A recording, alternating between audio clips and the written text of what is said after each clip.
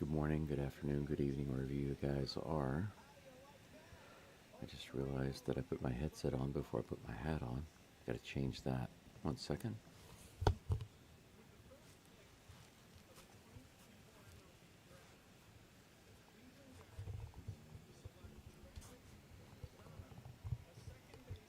Alright, that is much better. For those games that I call in the middle of the night, starting at like 2:30 or 3 o'clock in the morning, you'll notice that my tone is a little bit more subdued, and there are a couple of reasons for that. One is because the walls of these Japanese houses are not very insulated, and so it's very easy for the sound to travel to my neighbor, and I definitely don't want to be waking my neighbor up at 3 o'clock in the morning. That's the main reason. The second reason is my neighbor is a really great guy, and he and his wife are wonderful. So I especially don't want to disturb them because I love the guy. He's great. Um, it's kind of like a, let's say he's like a really close uncle to me. You know, he and I have a great relationship, and the other thing is that it's just because it's so early in the morning. It's actually kind of in the middle of the night. I mean, 3 o'clock in the morning. Doesn't feel like morning at all. It's still dark outside. Very difficult to get up. I got up at 2:30, about 35 minutes ago.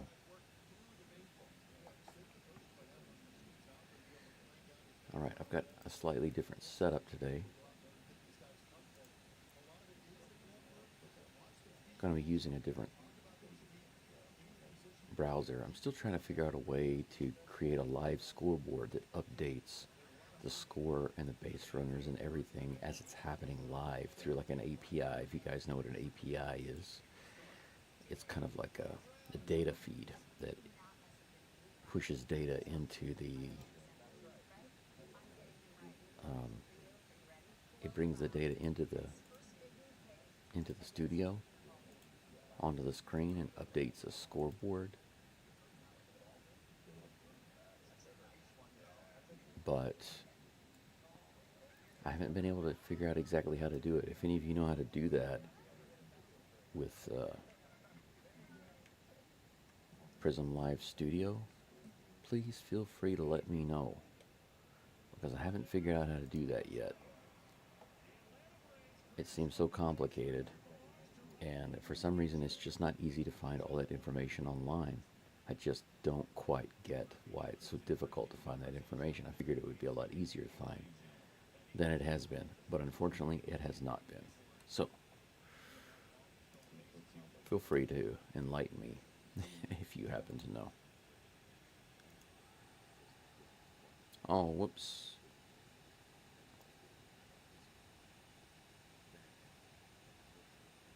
It sounds to me like the game is getting through. I guess I got the audio too loud. Let me double check. Yeah, that's right. Okay.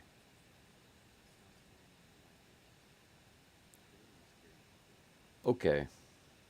I was confused there for a second because I was checking my audio on you guys in, and it sounded like the game was coming through, but I just had it too loud in my headphones.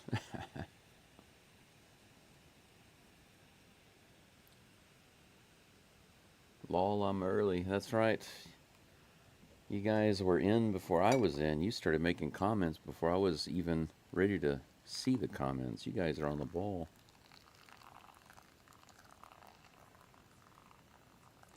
I'm almost done making my coffee, and then I'll be able to more properly address you guys.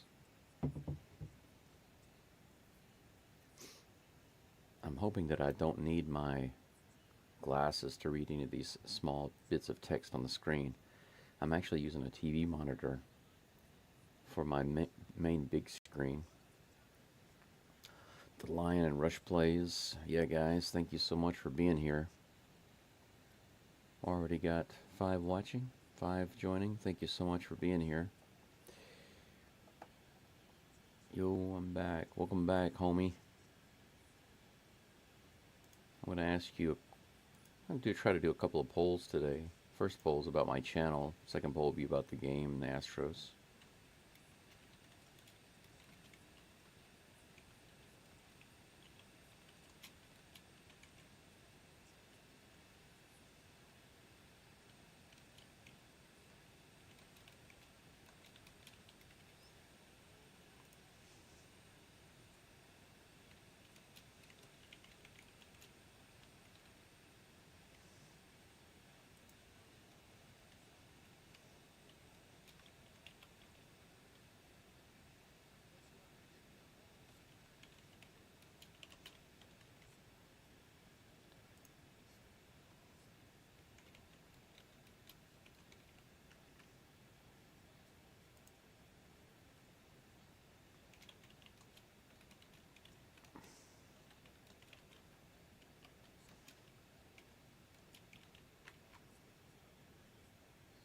There we go. Just wondering what you guys think. Should I use my avatar camera or mix it up? You got four choices there. Appreciate your opinion. It's just something I was trying for fun, but I was thinking about maybe just doing it for special games, like for example, whenever you say Kikuchi pitches or something like that, maybe even changing the avatars up depending on who's pitching. But I haven't seen anybody doing the games using an avatar. They're always using their camera. I just thought I would do something a little different that was more kind of Japan related since I'm in Hiroshima. But you guys can give me your opinion. I would definitely like to hear it.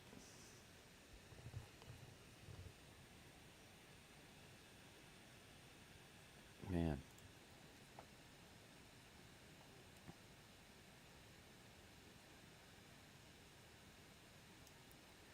I've got the volume. I've got this volume turned all the way down basically on the MLB TV game, and I still feel it's a little loud because I need to hear myself a little bit, when I talk to make sure that my volume is not too loud. And I do have a little bit of a head cold still. Got some congestion in my chest. It's kind of affecting me a little bit. All right, guys. Framber Valdez is on the mound today for the Astros, and he's going to be facing, right off the bat, Nicky Lopez, followed by Louis Robert Jr. and Andrew Benintendi. Lopez just stepped into the box, so we're ready to go now. Here comes the first pitch of the game, and it's a strike right in there, 94 miles an hour. 0-1 to Lopez. Now I'll be interested to see how the scoreboard updates.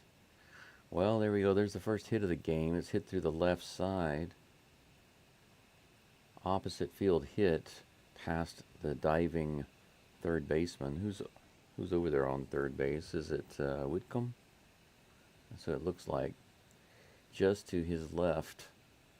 Not sure why he wasn't playing over a little bit more. It was to his left, between him and Jeremy Pena, but he didn't get to it. Next batter is Louis Robert Jr. First pitch to him is in the dirt, but swing and a miss.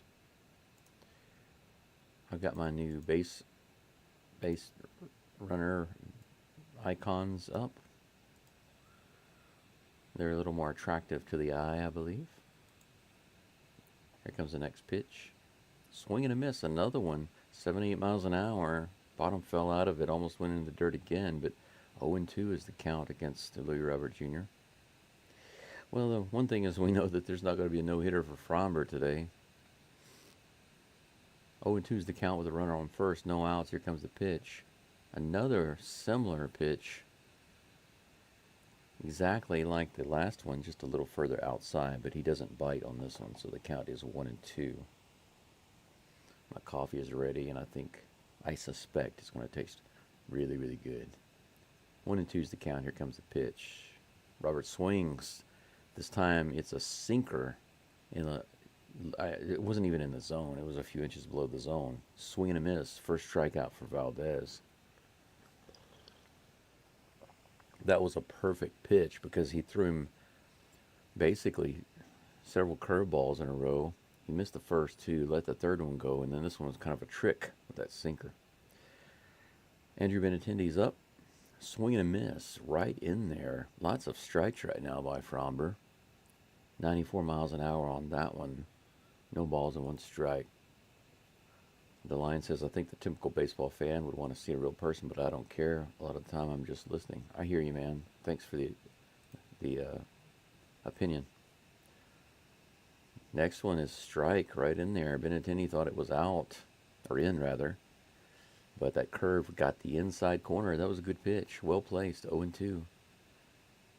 Fromber shook off several pitches. Now he's got the one that he wants. And here comes the next pitch. Fouled away. Low in the zone, 91 miles an hour. That's going to be another 0-2 pitch. So far we have a mix it up and you got it. I will take this into consideration as I move forward and continue to change and alter, grow the channel. Here comes the 0-2 pitch. Swing and a miss on the outside on that curveball. 84 miles an hour, 2 strikeouts for Fromber already. Man, that started off in the zone and then it made its way outside and low. He made Benintendi look like Jeremy Pena chasing that one away outside. 10 pitches now for Valdez. He's facing Andrew Vaughn. First pitch to Vaughn is curveball in the low part of the zone on the outside. Strike one.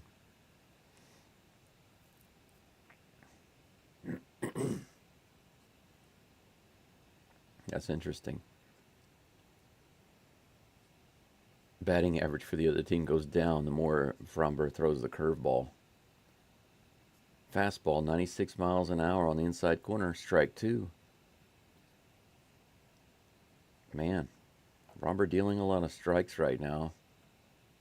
0-2 count. Here comes the pitch to Vaughn. Little bit of a breather by Valdez, and then he brings the pitch. Runner is running. Foul ball. Couldn't be caught by Diaz. Diaz behind the plate today, guys. Looks like Caratini has a day off. Maybe he'll be DH later if they need him to pinch hit. 0-2's the count. Here comes the pitch to Vaughn. He check swing. Check swung. Was that a swing? No. Ball one. That was in the dirt. Curveball in the dirt. 81 miles an hour.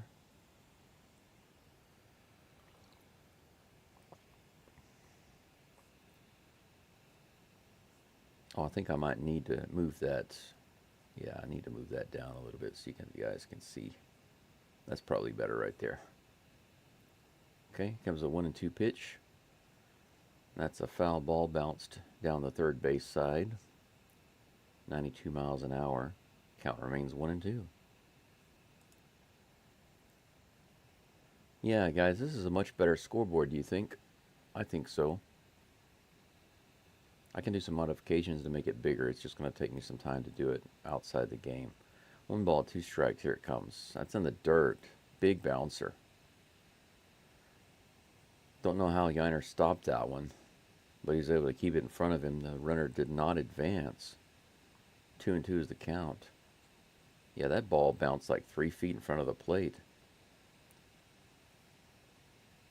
In high school, I used to catch for just one guy because for some reason my teammates couldn't use the catcher's mitt with a fastball. It would just bounce out. There we go. Wow. A curveball bounced in the dirt, swing and a miss, and Diaz just scooped it up. I don't know how he scooped that up, but he just scooped it up, one-handed it. Amazing. Strike 3. Valdez with 3 strikeouts in the first inning. 1 runner left stranded on base. We're going to move into the bottom of the first. The White Sox, the dirty Sox, get a hit, but no runs. Astros coming up in just a moment. Astros have a very different lineup today. I think one of you already mentioned that, but I agree with you. I'm excited to see it today. I think it's a good game to try it, especially against this pitcher. Kai Bush, I believe, is on the mound for the Dirty Sox. And it is my impression that this is a good opportunity for these guys to, these new guys, to give it a whirl and see what they can do. I'm going to mute the game right quick so I can think. Altuve is going to be hitting first, of course, but as DH, he's not in the game today on the field, just DHing. So that's interesting. He'll get a rest. He did pull his average back up a little bit to 299. He's back up almost to 300. Pena is going to be batting second, guys. Yainer Diaz at 296 average, batting third. Jake Myers batting fourth. Can you believe that? Shea Whitcomb playing third base, batting fifth, followed by Zach DeCenzo at first base. So the Astros have newbies on the corners, first and third. Mauricio Dubon is going to be playing second. Chas McCormick in left field, followed by Pedro Leon in right field. So we got three newbies in this game. Kai Bush is on the mound facing Altuve, my hero. First pitch is a curveball almost in the dirt. Ball one. Altuve did really, really well when he was DH the other day. I think he had like 3 hits. He bounces this one just barely foul down the third baseline. That would have been a double easily. 3 for 9 in this series so far and 2 RBIs. I think he got both of those yesterday. Here comes the next pitch. He shows bunt, but holds up. High pitch outside. Ball 2, 2-1.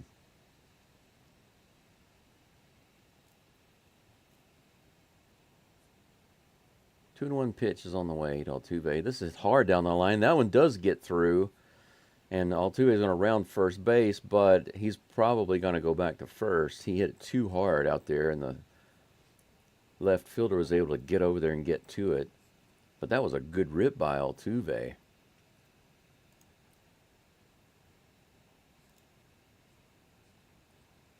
Right down the line. Just right down the line. I think I've got my preview set up a little better today. It's much easier for me to move things around. So I hope to make that a better experience for you guys and easier for me. Jeremy Pena's up to bat.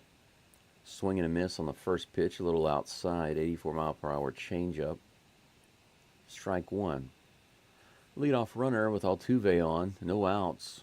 0-1 is the count versus Pena. Pitch from Bush on the way. That one's low, a few inches below the plate. Below the plate. That would be amazing, just through the dirt below the plate. That was below the zone a few inches. That's ball 1-1-1. What do you think about our lineup today? Yeah, I just talked about that, right? I didn't even see your question. I guess I heard your question psychically and answered it. But you know what? I want the Astros to win. They really need to win, but I think this is a good opportunity for them to go with this lineup and see what happens, you know? They've got their guys on reserve. It's not like they can't bring in the other guys if they need them. Fouled away by Pena. That'll be second strike, 1-2. And Bush throws over to first base. Altuve gets back easily. Crowd boos. Come on, guys. Let's not be that kind of crowd. 1 ball, 2 strikes. Here comes the pitch to Pena. And this one's hit, tapped to the left side, down to the third baseline. It's going to be fair, and there's going to be no play. A slow roller all the way down to third base. The third baseman comes over and picks it up, but he has absolutely no opportunity. No opportunity whatsoever to play that ball. That's funny.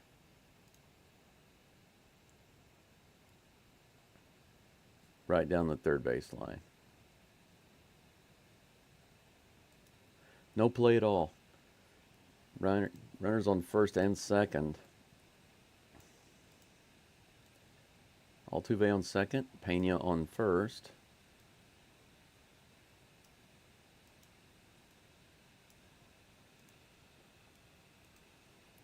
Diaz hits it pretty hard to right field. Looks like it could be gone, guys. It's all the way to the wall. He catches at the wall. Oh my gosh. Wow. That would have been a 3-run home run. It was over the fence, guys. Altuve had a heads-up play and tagged. I want to show you how close this was. Look at how close this was. Wow. Literally robbed Diaz of a 3-run shot right there. The good thing is that Altuve, luckily, had a heads-up play. Instead of just running, he tagged and he made it to third. So no double play. I thought that was going to be a double play. That was just a heads-up play by Altuve. Good for him. Too bad from Diaz. Missed a home run there. But runners on the corners with 1 out and Jake Myers up to bat. That ball is inside. Ball 1. Man, can you believe that? Absolutely amazing. I'm getting a little too loud now.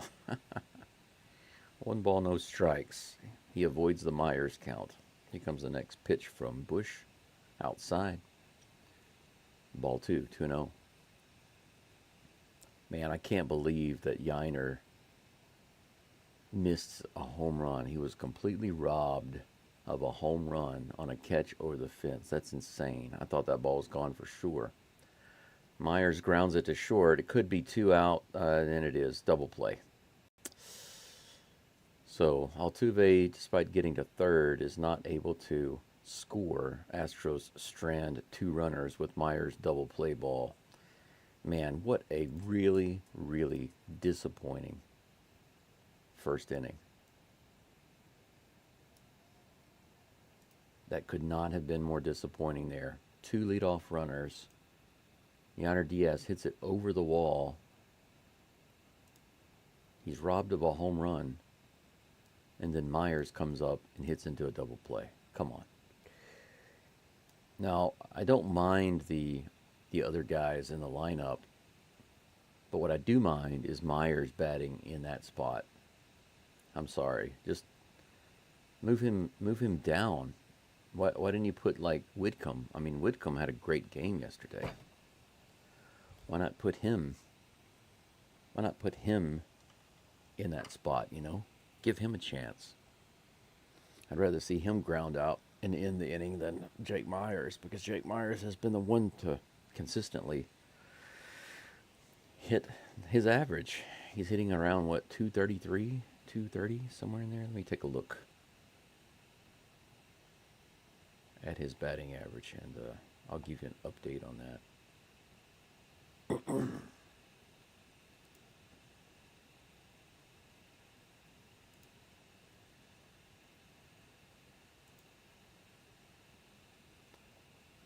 Jake Myers' batting average right now is 232.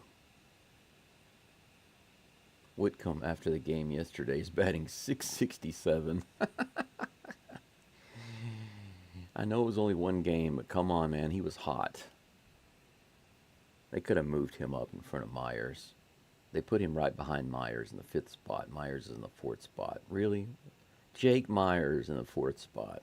You couldn't think of somebody else that was just a little bit better. I mean, even Dubon. I'd rather have Dubon in that spot. Valdez is back up on the mound now, guys, and he is facing Corey Lee. First pitch is too far inside and low for ball 1. 1-0 is the count.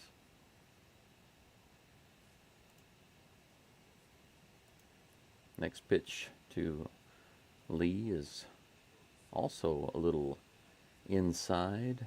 Ball 2.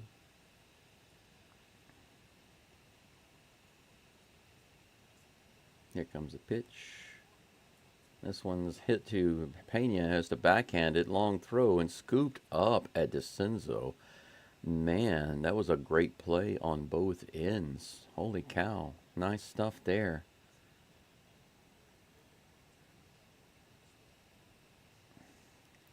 See if we can take another look at that. See the backhand there? A nice scoop.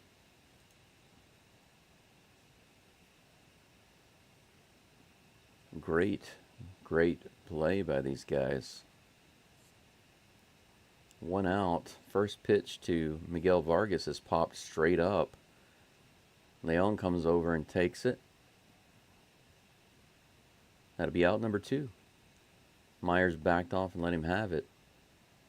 I'm glad that who's oh yeah, Dubon's on second. Dubon and Myers recognized that Leon was coming in hard and they backed off and let him have it. Nice to see he can actually catch a fly ball today. For those of you who missed that one the other day. 2 outs. Lennon Sosa is up to bat. First pitch to him is in there for strike 1. 95 miles an hour.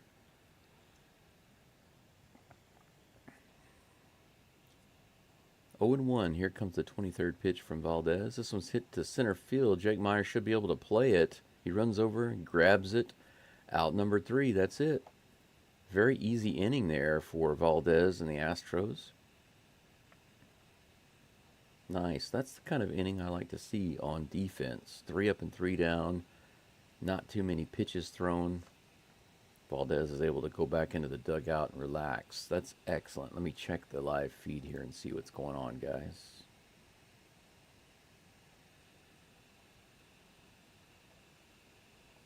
Yo, man, I agree. I don't know what I'd do, but I probably wouldn't put the 230 guys clean up. Yeah, I'm with you on that. I mean, come on.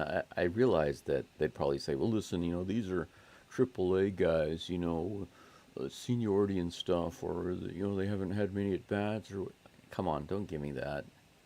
I mean, yeah, Myers has been there, but why has Myers been there? Well, that's a coaching decision. That's a management decision. It has nothing to do with Myers deserving to be there.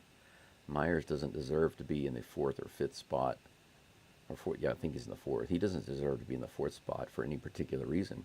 There's not a single reason they can give me to make me agree that Myers should be in the 4th spot. I'm actually surprised he even hit the ball. He's been getting so deep in the count, 0-2, getting down 0-2 so much, I've started calling it the Myers count. Because I would say probably 75% of the time he gets down 0-2. And I'm not the only one who's recognized that. Other commentators have mentioned that. And I thought it was hilarious because I'd noticed that myself.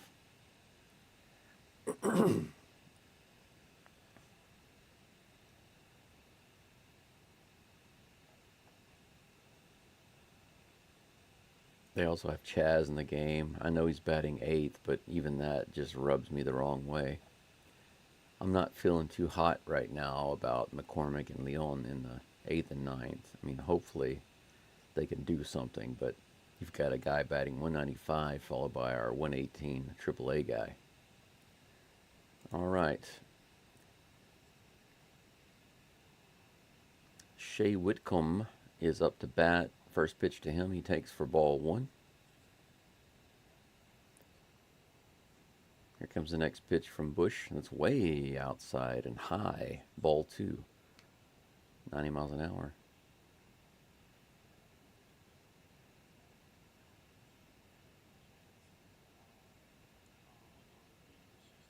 Here comes the next pitch. That one's in the dirt. 82 miles an hour. Bouncer off the plate practically. 3 balls and no strikes. We might have a leadoff runner here in just a moment if they walk Whitcomb. Here comes the pitch. That one's right in there. 81 miles an hour. Strike 1, 3-1.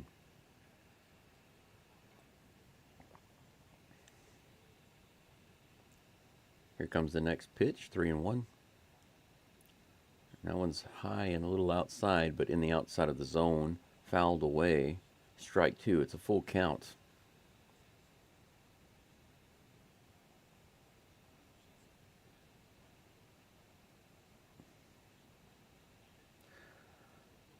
This will be the 19th pitch for Kai Bush.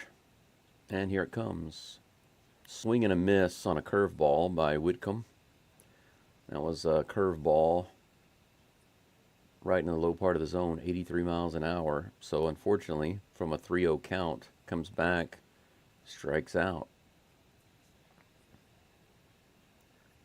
You're showing a lot of highlights of the bench coach spending time with the new guys, talking about fielding the ball, looks like. That brings up DeCinzo. First pitch he takes, 73 miles an hour. Curve high and outside for ball one.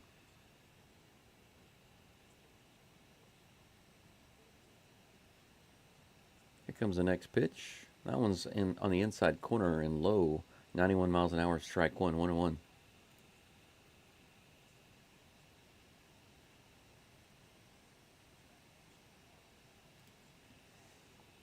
No runners on, one out here in the bottom of the second. Swing and a miss on a 91 mile per hour changeup, maybe? Man, how do you miss that one? That looked like a really good pitch to hit. Completely whiffed on it. 1 ball and 2 strikes.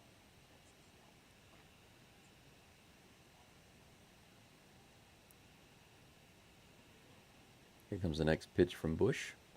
Curveball, strike 3. Completely got him on that one. The new guy's going down like crazy right now with 2 strikeouts. Whitcomb and DeCinzo back to back. That brings up Mauricio Dubon, who, in my opinion, should have been batting in the 4 slot instead of Myers. But I guess they wanted to have somebody with an average above 250 in the bottom of the order. First pitch is a curveball, bouncer in the dirt, ball 1. Did that bounce off the umpire? Looks like it might have hit the umpire.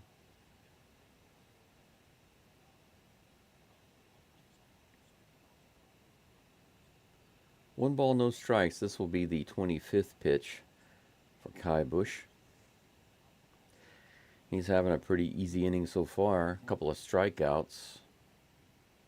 They're out there chatting with the umpire. I guess they're checking on him to make sure he's all right. Oh, they've got their hands on him, the coaches. They're showing him all this love. They're so nice.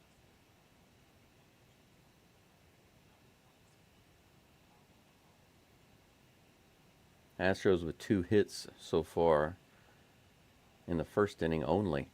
So the Astros had a really big threatening first inning. Yainer Diaz robbed of a homer. Didn't come away with anything. This inning, they haven't had a single hit, just 2 strikeouts. Dubon with a 1-0 count. Pitch right in the middle.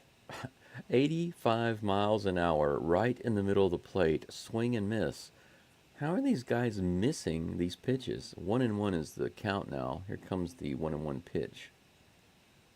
This one's hit out to right field. It should be an easy play for the right fielder. He's over, and he's got it. That's out number 3. So the Astros do absolutely nothing. 3 up and 3 down. 2 strikeouts and a soft fly out to right field. Astros bats looking pretty lousy. There's a possibility that they might have to start bringing in some of their better bats if they want to win this game, and they do need to win this game. We'll see. Next inning, Astros have McCormick Leon coming up to lead it off, followed by Altuve. But I'm not convinced yet, guys. We'll see. This pitcher, it's only his second game, I believe. He got lit up his first game. His ERA is over 5. Astros should be doing that, even if they are putting AAA guys up there, in my opinion.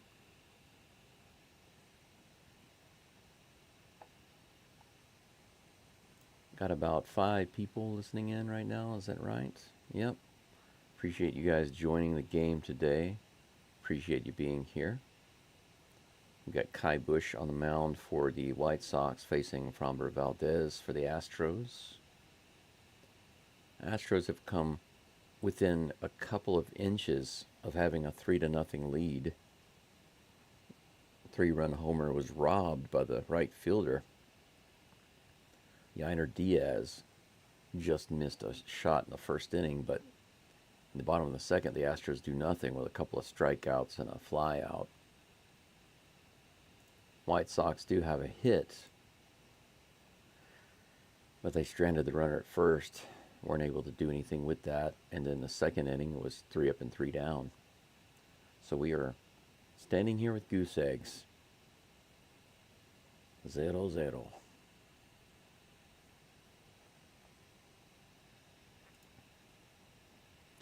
Fromber is back up on the mound. He's going to be facing Dominic Fletcher to lead off the top of the third. And here comes the first pitch. That one's right in the bottom of the zone on the outside corner. 92 miles an hour. Strike one. Strike. Here comes the next pitch. Curveball bounced foul down the first baseline. Strike 2.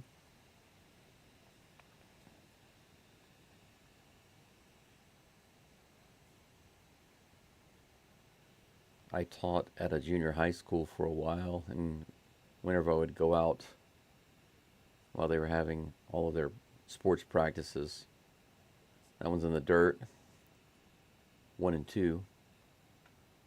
Whenever I would go outside and they'd be playing, all the kids would be playing their different sports, volleyball, baseball, everything going all on at the same time. Every time you'd hear something good, you'd hear them say, "Good ball, good ball, good ball." Next pitch is also low and outside. Counts even 2 and 2. So the baseball team, you'd hear them, occasionally say, "Good ball, good ball, good ball." And then the volleyball team, sometimes you'd hear them, the girls over there, "Good ball, good ball." Pretty interesting. 2 and 2. Here comes the pitch. Strike 3 on the inside corner. Got him. Got him looking. Another strikeout for Framber Valdez. 4 strikeouts so far this game. And the first out of this inning. No runners on. 1 out.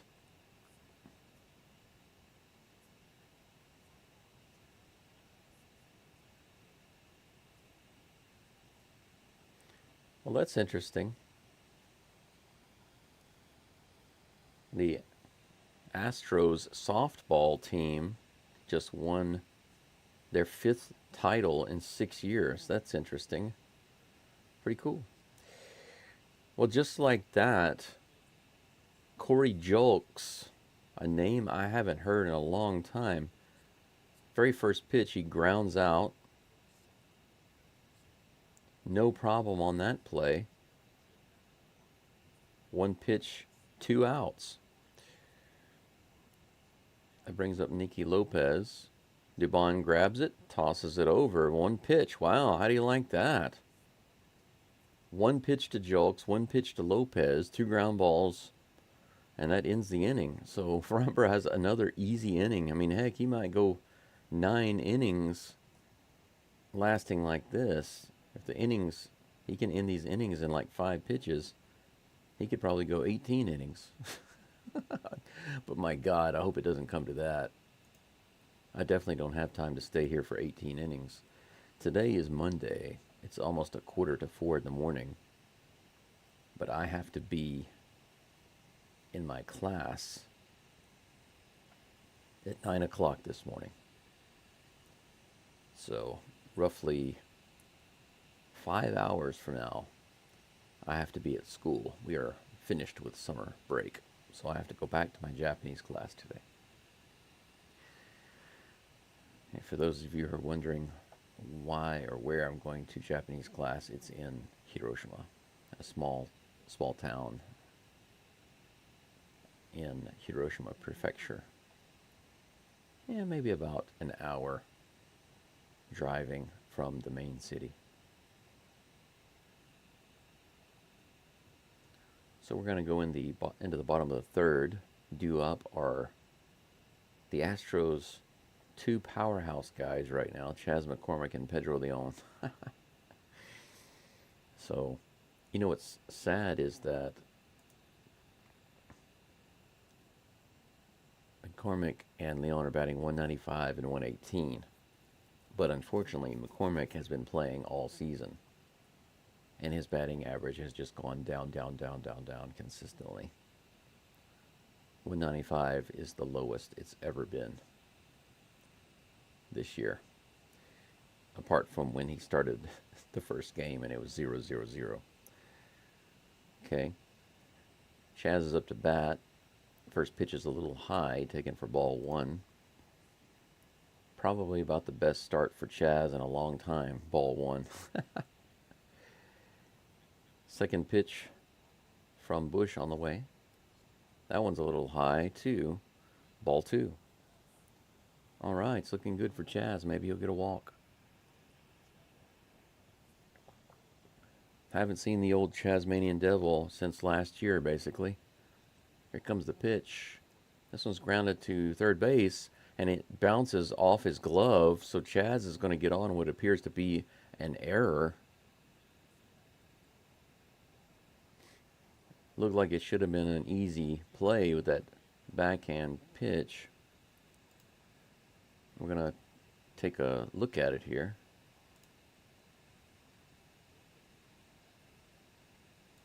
Yeah, that should have been a catch. We'll see if they call it a hit or an error. Pedro Leon comes up to bat. McCormick comes up. Oh, bunts. Leon bunts, but it looks like it might be out at second. So Pedro Leon's bunt goes straight to the pitcher. He throws to second and gets Chaz McCormick out at second. So that accomplishes absolutely nothing. Leon gets to first base, but now we're down a runner. My God, what a bunt.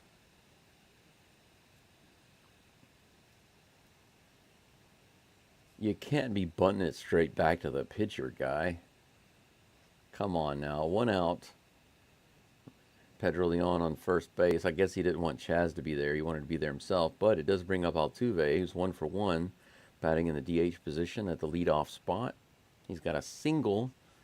First pitch to Altuve. A little high. For some strange reason, the umpire calls that a strike, but that was about 3 inches above the zone. You can't be calling those on Altuve, ump. He's not that tall. 0-1 is the count. Crowd booing a little bit. Here comes the pitch. Around the outside corner, strike two. Can't argue about that one. It was on the edge of the plate, but he could have given it to him to make up for that last bad call. This will be the 33rd pitch for Bush. Altuve only a couple of hits away from getting his 150th hit this season. This one's hit to the center field, right center field, all the way to the warning track, but it's going to be caught right before the warning track. He gave it a ride, but it was just too much of a line drive. Wasn't able to carry out to the fence. That's going to be out number 2. Man. 2 outs. Pedro remains on first base. Jeremy Pena comes up to bat. Let's go Astros. Yeah, man, come on, let's go. Let's do something. Pena, 2-run homer. Come on, let's do it. Let's do it, Pena. Here comes the pitch. Leon is running. He's stealing. And Corey Lee, the catcher, tries to throw him out, but he tosses the ball into the air. He makes a mistake and isn't able to get. You can see right here. Well, let's show it. Here it is. He isn't able to throw him out. A little bit of an error by the catcher there. Just came out of his hand. So Leon is on second. 2 balls now to Pena with that pitch. Leon on second base. Runner in scoring position. Let's see if Pena can do something. Just a nice hit. Probably could score, Leon. Nice little deep single. Or a slow single. Either way. The 2-0 pitch is on the way. Pena swings and misses at that one, high and outside. It's nice to see an Astro actually stealing the base. We don't see many stolen bases anymore. It's very rare that we see an Astro even try to steal a base. 2-1. Here comes the pitch. Outside, high, ball 3. I'm sorry, 3-1.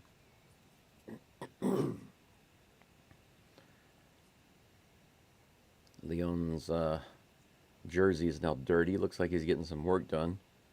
Here comes the 3-1 pitch from Bush. That was a dart. Why, Pena? Why? That bounced before it even got to the plate. He swung at the... Oh, man, what are you doing? That I made the joke earlier about that pitch way outside in the dirt, and I said that looked like a pitch that Pena would swing at, and that's exactly why I said that. It's because of nonsense like that. That pitch was absolutely terrible.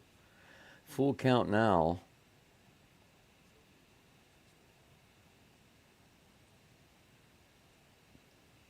Two outs. Leon on second.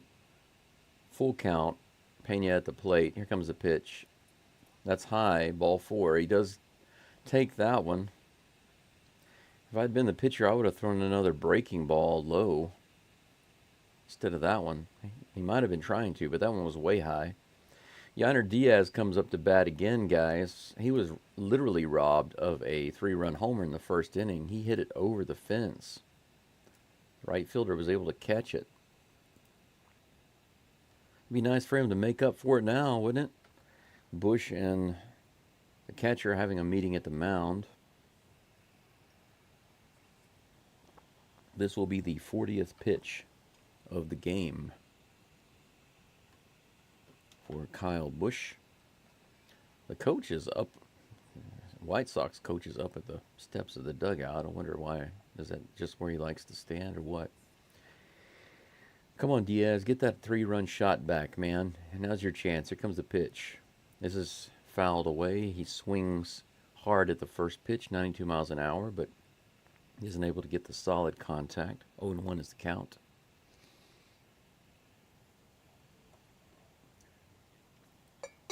Diaz back in the box. Bush has the call that he wants. Here comes the 0-1 pitch. This one's hit hard again, but goes out into the right field stands. It's going to be strike number 2, 0-2. So runners on first and second with 2 outs. Here in the bottom of the third, Yainer Diaz at the plate. 0-2 is the count. Are we going to strand more runners or get that home run back? Here's the pitch. Way up and out of the zone. Ball 1, 1-2. Let's go. Come on. Let's go. Go, Yainer Diaz. 1 ball, 2 strikes. Here comes the pitch. That one's hit hard to the right field. That's going to be through. It's a base hit. Pedro Leon has to stop at third, though. He's not going to be able to get in. That ball was ripped to right field. So Yainer Diaz does get a hit. But instead of going out of the park, he just loads up the bases. So the Astros now have all the bases full with 2 outs. And guys, Jake Myers is up to bat. 2 outs, bases loaded. Jake Myers at the bat. First pitch. There we go. Strike 1 up in the zone. 82 miles an hour. Is he going to get the Myers count? Is he going to get the 0-2 Myers count? Come on, man. Break that curse, Jakey. 0-1. Here comes the pitch. And that one's outside by at least a foot. 1-1. He avoids the Myers count. Good job, man. Good job. You're already improving. That's all we can ask.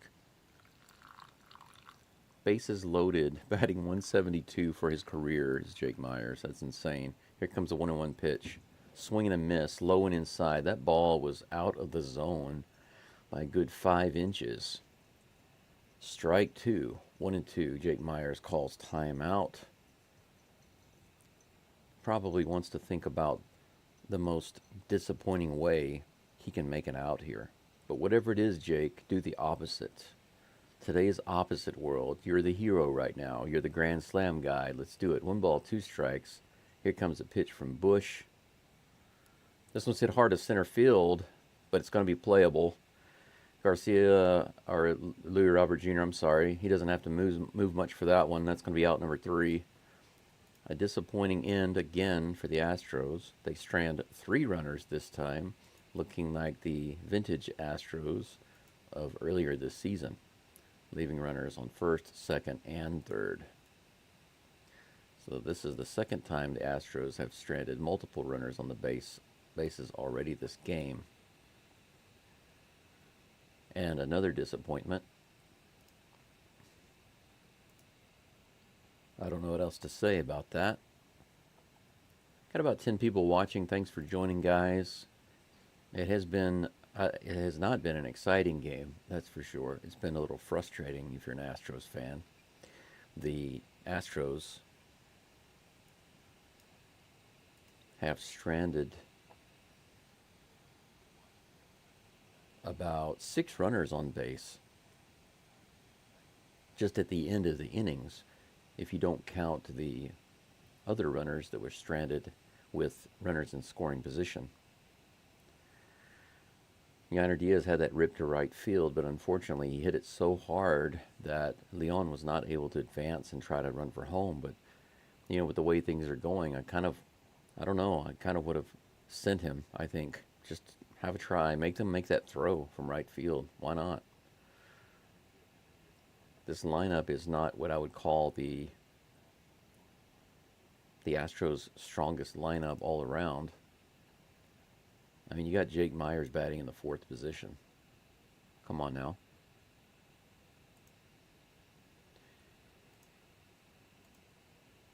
Let's see. Framber Valdez is back on the mound. He's got 30 pitches right now through 3 innings.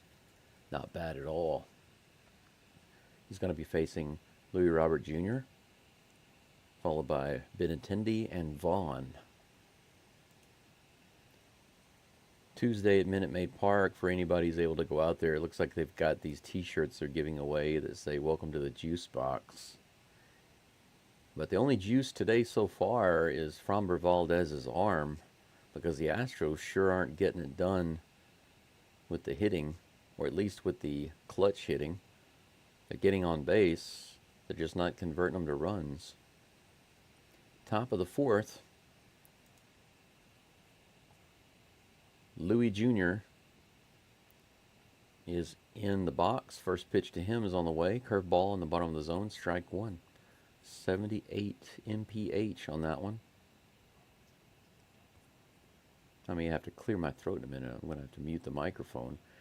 95 miles an hour, right in the zone, fouled away for strike number 2. 0-2 is the count.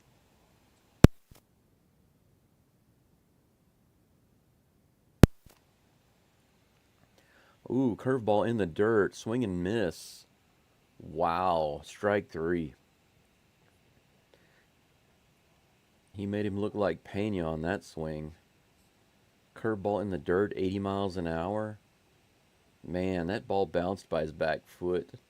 And Louis Jr. tried to golf it out, but he wasn't even able to touch it. That was like a half swing. 1 out. Next batter is Andrew Benintendi. He takes the first pitch and hits it out to left center. McCormick is able to come in and get it.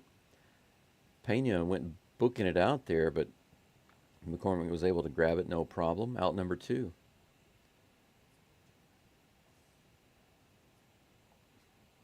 Another quick out for Valdez.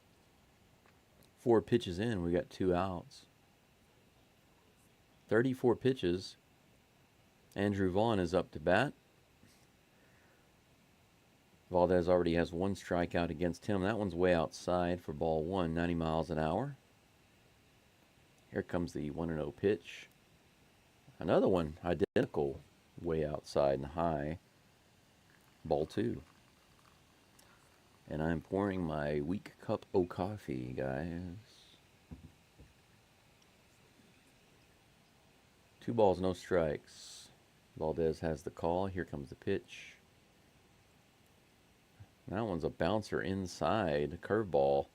Nothing doing there. 3 balls and no strikes. Nothing even close to the zone yet. Now's not the time to be doing this. You got 2 outs. Here comes the 3-0 pitch. Right in there. Barely on the outside corner. 94 miles an hour. Strike 1. 3-1. Here comes the pitch.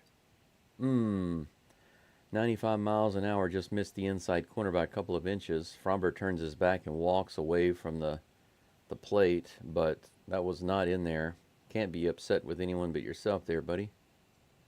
Hope he's not mad at the umpire. 95-mile-per-hour sinker. It came back a little bit, but not enough. This will be the 40th pitch of the game, delivered to Corey Lee with a runner on first. First pitch, curveball inside and low, swing and a miss. Strike one. And we got a runner on first, so I need to fix that. There we go. Here comes the 1-0 pitch from Valdez. Curveball right in the bottom of the zone. How could that not be a strike? Oh my gosh. That was a perfect pitch, a perfect curve in the bottom of the zone and called ball. How can that not be a strike? It's 1-1 now on a terrible call by the ump, or non-call. Good grief. Another pitch. This one was also in the bottom of the zone. Another curveball. Called ball again. 2 pitches in a row. Should have been strike 2 and strike 3.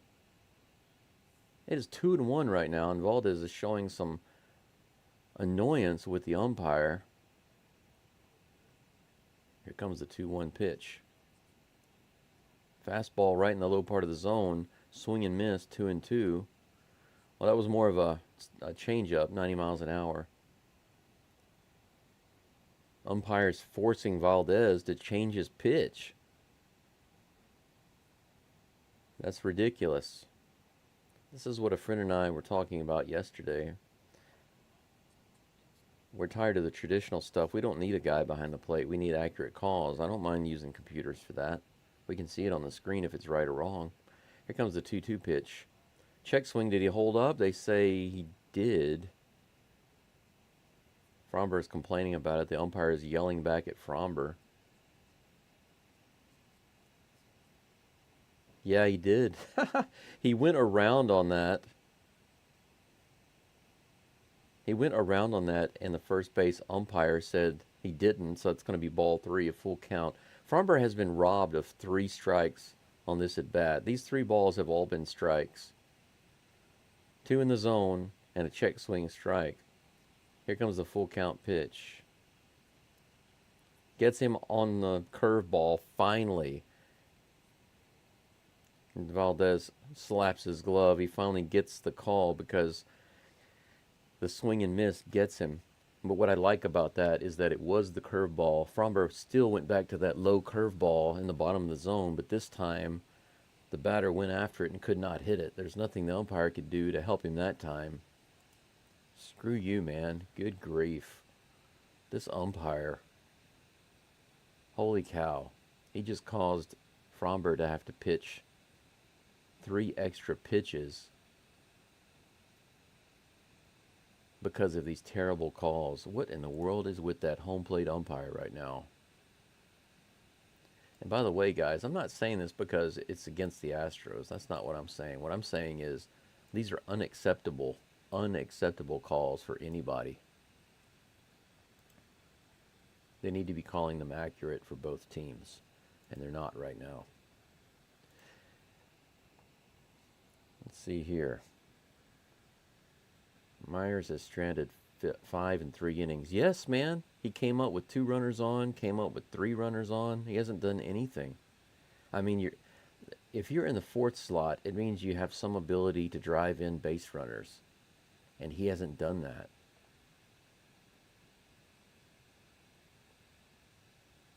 He's technically stranded 4 because he hit into a double play in the 1st. I still believe, though. Well, the funny thing is, if you look at the MLB stat board, it's pretty interesting. It has LOB, left on base, okay? And what I realized is if a batter comes up and he has runners on and he strikes out, let's say there's 1 runner on and he strikes out, that counts as 1 left on base against him. So it's not a stranded runner at the end of the inning, but it is a left on base. And if you look at the amount of base runners that Myers has quote, left on base. It is 5 right now. 5. That's according to the stats.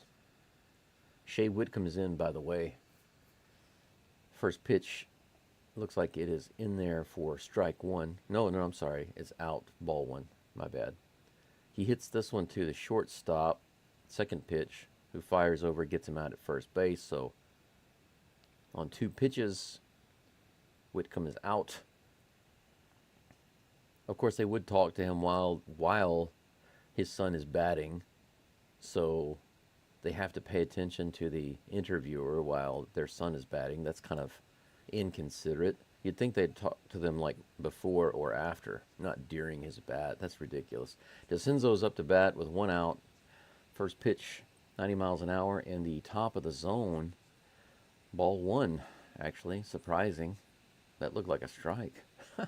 This umpire's something else, man. 1-0 is the count. Here comes the pitch. Also high. That one is out of the zone. Ball 2. Overall, the Astros have left on base 5, 6, 7, 8, 9. 9 total left on base. Here comes the pitch. Fouled away. Strike 1, 2-1 against Zach DeCinzo.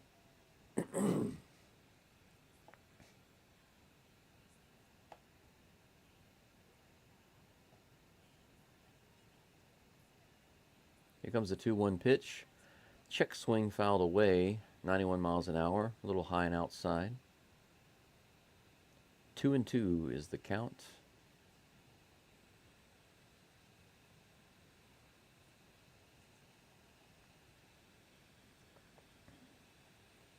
Two balls, 2 strikes, 1 out here in the bottom of the 4th.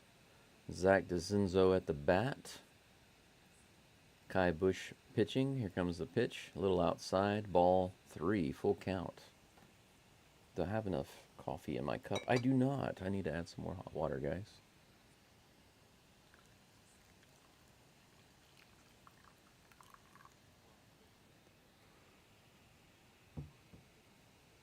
Here comes the full count pitch.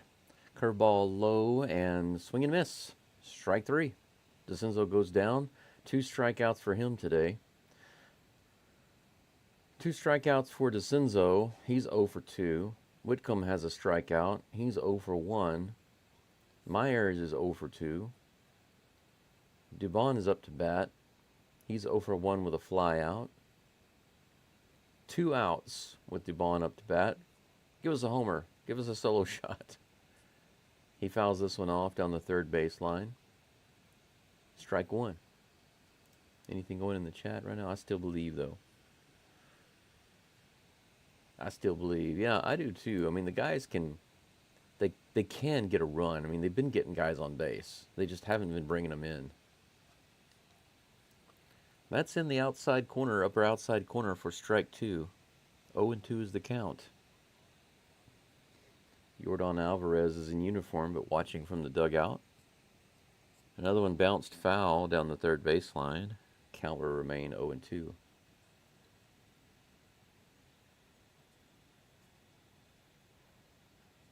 Oh, man. I've had to blow and wipe my nose so much over the past several days. It's just dry. All that skin is dry. Whew. That is outside for ball 1, 1-2 with 2 outs against Dubon. This will be the 60th pitch now from Bush. Whoo, that was just below the zone. Umpire didn't call it.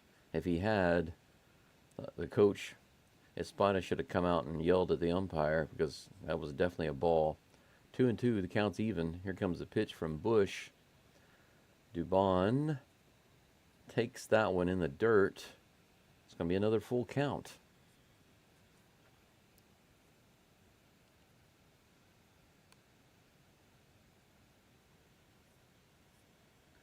Dubon calls timeout. He steps out of the box there, takes a little breaky break. I can pour some more hot water into this filter. I think this will be the last time I need to pour some hot water in for my weak kohi. Here comes the 3-2 pitch to Dubon. Low and inside. That'll put Dubon on first base. Astros have a good opportunity here to strand another runner and add to that total.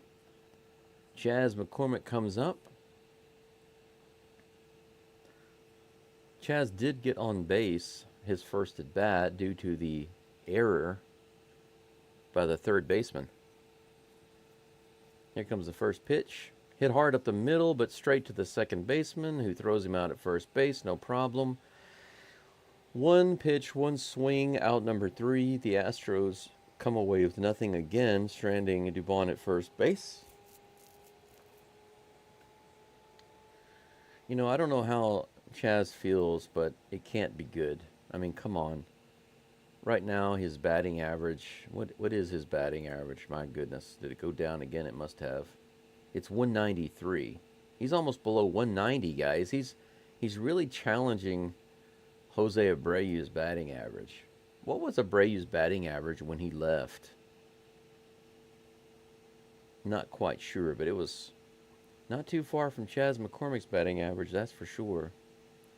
We are through 4 innings, and it's all goose eggs for everybody. 1 hit for the Sox, 3 hits for the Astros. Let's compare how many base runners have actually been left on base. Now, by the way, I'm giving you the left on base numbers, not the stranded runners at the end of the inning, okay?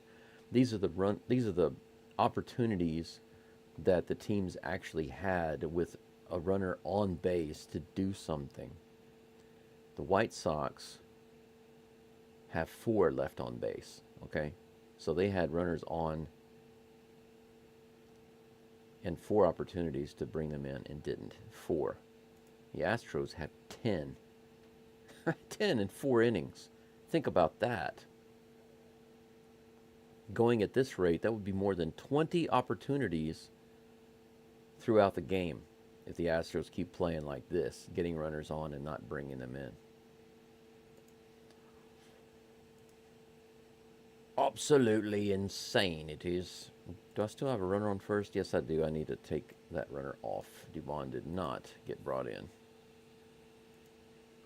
And no highlights to show either. Nothing interesting. Maybe I can show a strikeout highlight if there's one here. Should be.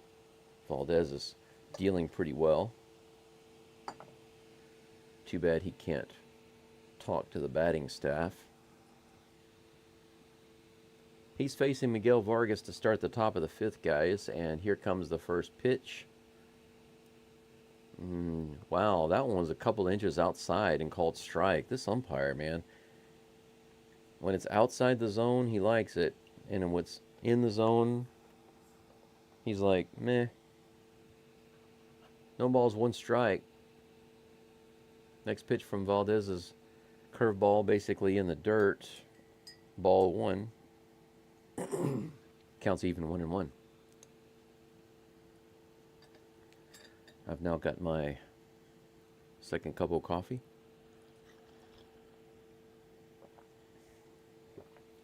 The bright side is if this is a low-scoring game and the innings end quickly, maybe I can get an extra nap before I go to school.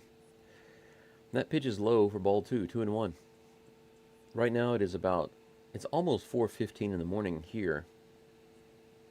If this game ends quickly, I can definitely nap maybe for another hour or 2 before I go to school. Check swing on that one. Ball 3. He did not go around. This is the 50th pitch of the game for Valdez. This one's hit hard to left field, but right at McCormick, who doesn't have to move.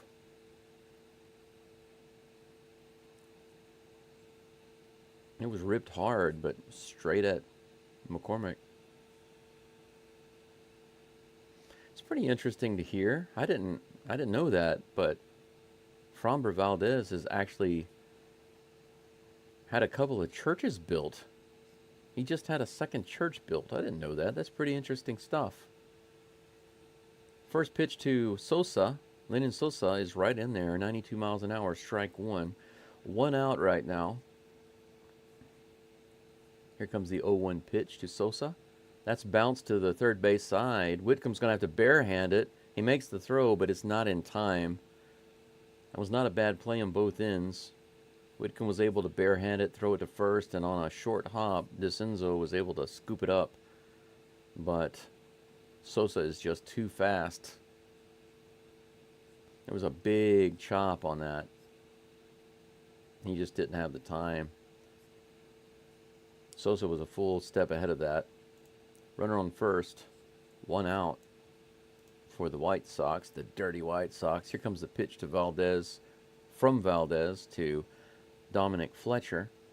Catches the corner on the inside for strike one, 94 miles an hour. 0-1 is the count. First base runner in a few innings for the Dirty Sox. Here comes the 0-1 pitch. That one's hit tapped. Looks like it might be a double play, and it is. What a great play by DeBon. There was a line drive, but it was a very soft line drive, and he was about to catch it. He decided to let it drop, picked it up, stepped on second, fired to first, got the double play. Can I show that highlight? No. They didn't have a highlight. They went straight to commercial. That was a great play, but they didn't show the highlight.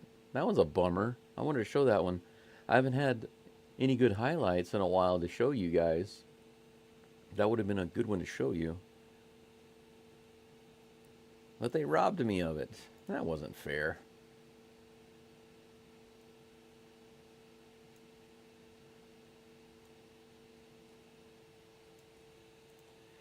Oh well, we're going to move into the bottom of the fifth.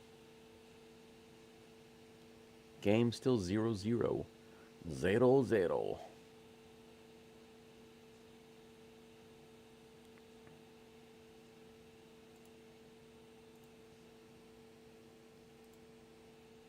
Let's check the live chat and see what's going on. Live stream. Got about 13 people joining right now. Thank you so much for being here. If you guys have the opportunity, make sure to show some love to the like button. It would very much help me out. If you're interested in hearing more of the Astros games from now through the end of the year, make sure you subscribe. I also have a plan to live stream some of the playoff games if possible. Not just the Astros, but some of the other teams, the notable games. We'll just have to wait and see because I'm attending classes full time, so I can't live stream all the games due to conflicts with my schedule. For some reason, a lot of the games start for me at 9 o'clock in the morning, and that's exactly when I have to be in class, Monday through Friday, 9 o'clock in the morning. Now, coming up in October, in the playoffs and all that, that might change, but as of right now, I don't know what that schedule is going to be, so we'll have to wait and see. Pedro Leon comes up to bat, and his first pitch, he tries to bunt, doesn't work, strike one. Just gets the second pitch, fouls it away, strike two, 0-2.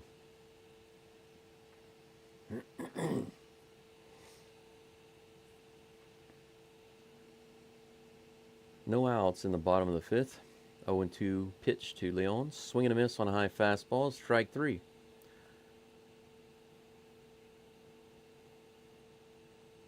That's the fourth strikeout for Kai Busch. All of his strikeouts are the rookies, guys, just so you know. Whitcomb struck out once, DeCenzo struck out twice, and Leon has struck out once. Those are the only strikeouts for Busch this game. That brings up my personal hero, Jose Altuve. First pitch to him is low for ball one. Altuve is 1 for 2 today. He had a nice single in the first inning to lead it off and get something started, which ended with stranded runners. Here comes the next pitch. That one's a little outside and low. Ball two.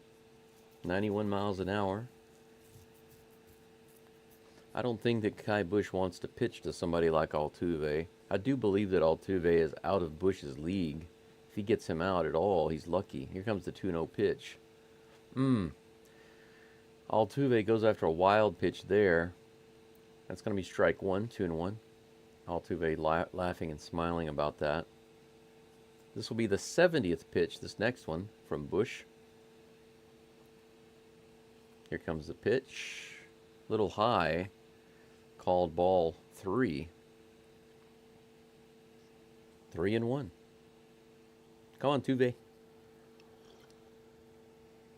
Altuve back up to 300 average right now. Come on, let's move that up a little more. Here comes the pitch. This one's fouled back. Going to be a full count. 93 miles an hour on that one.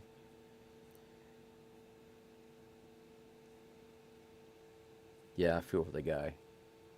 Yeah. Goodness gracious, man. This congestion driving me bonkers. Here comes the full count pitch to Altuve. High, that's a curveball. 82 miles an hour, way up high. Altuve trots to first base. 1 out base runner, and not just any base runner, it's Altuve. You know, it really sucks whenever Altuve's focused and he's getting good at bats, he's getting hits, and he's running the bases smartly, and they can't bring him in because he got himself over to third on a heads-up play, which could have been a home run by Diaz. Jeremy Pena takes the first one on the outside, but even though it was about an inch out of the zone, it was called strike, of course, so it's 0-1, 91 miles an hour. Here comes the next pitch from Bush. Low and outside and called strike 2. 0-2 on 2 pitches outside of the zone. The second one, low and outside of the zone.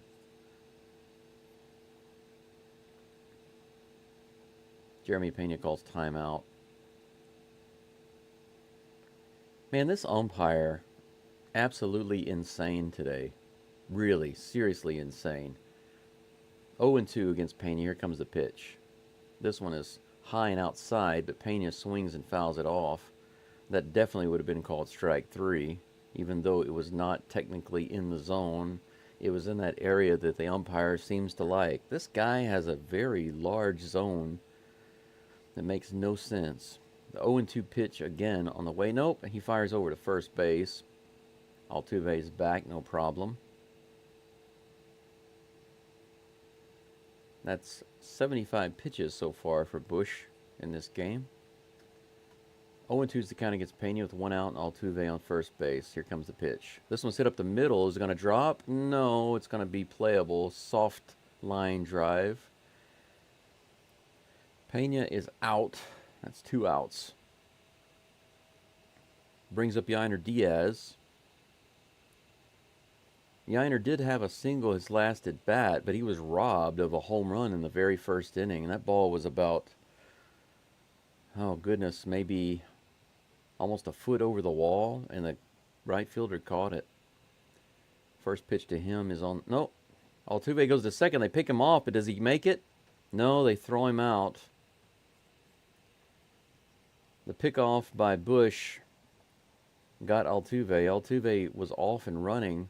First baseman threw to second and caught Altuve in the process of stealing. Can't be upset with him, though. At least he's trying to make something happen. Try to get himself into scoring position with 2 outs, but unfortunately didn't work. Diaz will be back up in the bottom of the 6th as a leadoff batter, followed by Jake Myers and Shea Whitcomb. Hopefully they can get something done there. As it stands right now, Valdez will be back up in just a moment in the top of the 6th, facing Corey Julks, Nicky Lopez, and Louis Robert Jr. Man, Astros bats. Astros just looking like they want to lose this series. I don't know. Maybe if the Astros were winning this series 2-0, then they can go with a weaker lineup. Maybe. It makes me wonder if they're going to make any changes, because now we are officially past the halfway point in the game. We've only got 3 hits and we've stranded so many runners. Just kind of makes you wonder if they're going to start pinch hitting some guys and bring someone else in. We'll see. Oh, I need to take base runner off. Here we go.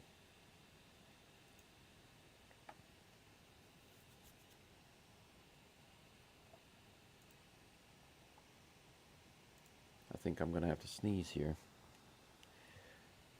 Corey Julks steps up to the plate. We're going to have the first pitch here in just a moment.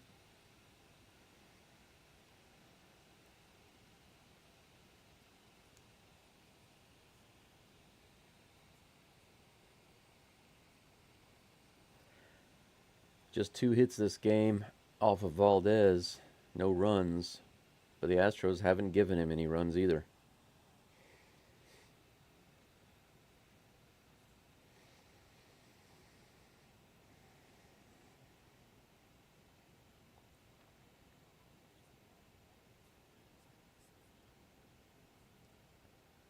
Kind of a delay there as they get ready for the first pitch. Now it looks like they're ready to go. Corey Julks is back in the box. 0 for 1 today, batting .227 for the season. Here comes the first pitch from Valdez. That one's in the high part of the zone. Good pitch, 95 miles an hour, strike 1. Julks looks back at the umpire, but I don't know what he's looking at. That was in the zone. Here comes the 0-1 pitch. That one's a little low, almost in the dirt. Are you sure that wasn't a strike, ump? 1-1 is the count. Here comes the next pitch. Man, that one's way outside. 2 balls and 1 strike.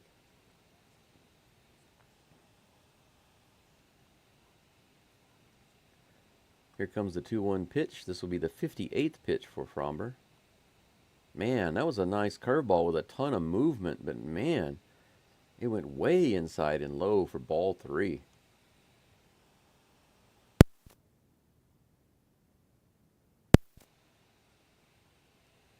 Three balls and 1 strike. Here comes the pitch.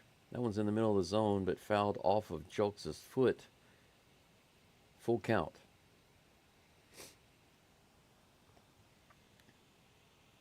I had to mute my microphone to clear my throat. Now I'm going to have to mute it to blow my nose. Good grief, man. The congestion is really getting to me. 60th pitch of the game coming up on this full count pitch. And it's on the way. Curve ball, good one, swing and a miss, 78 miles an hour. Started off in the zone, bottom fell out, moved all the way inside. Julks couldn't handle it, whiffs, and looks silly in the process.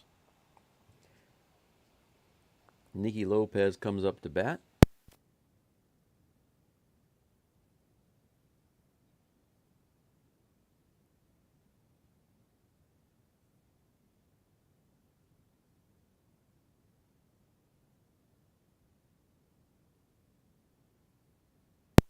Lopez takes the first pitch for strike 1 while I was blowing my nose.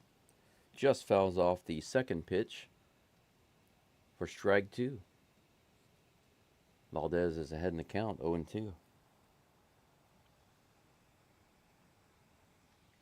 Here comes the third pitch from Valdez. Ooh, curveball in the dirt, 80 miles an hour.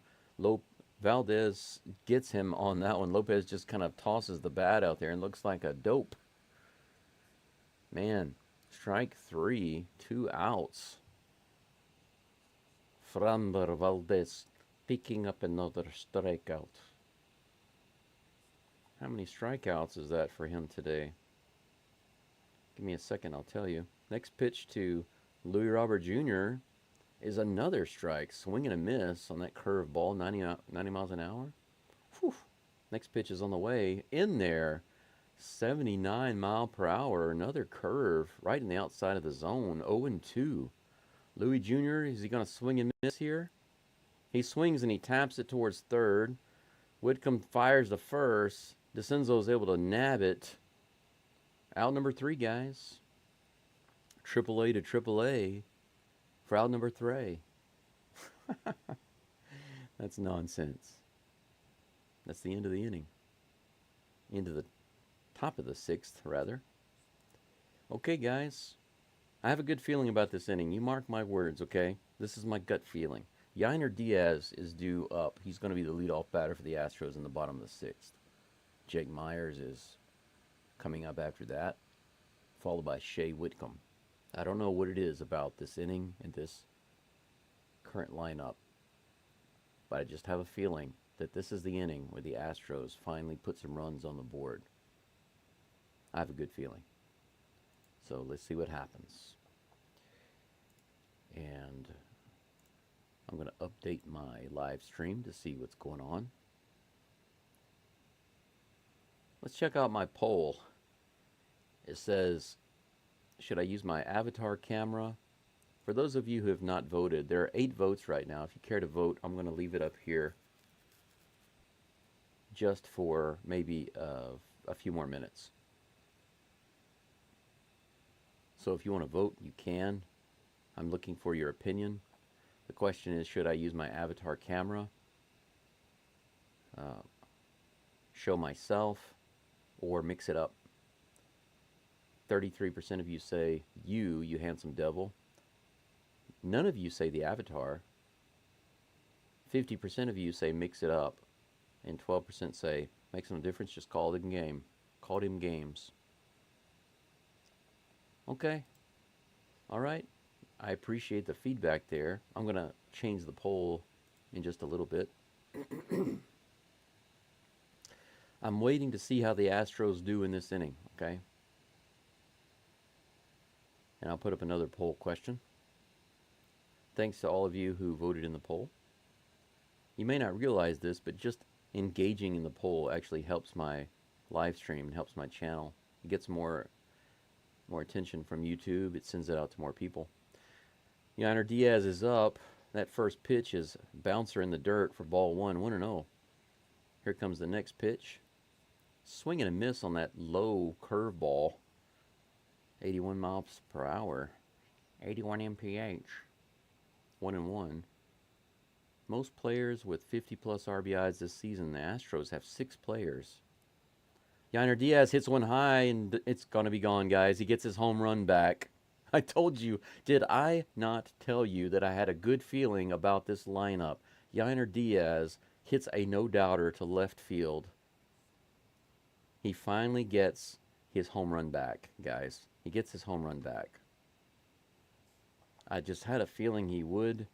The 6th inning, something told me in my gut. I had that tingly feeling, and I called it. Out of all the innings, this is the one I called, and I was able to get it. I'm sure I got a highlight to show you guys, and here it is. Enjoy the Yainer Diaz home run to left field.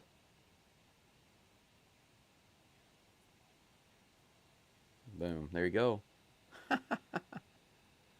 Awesome. Pretty great stuff right there.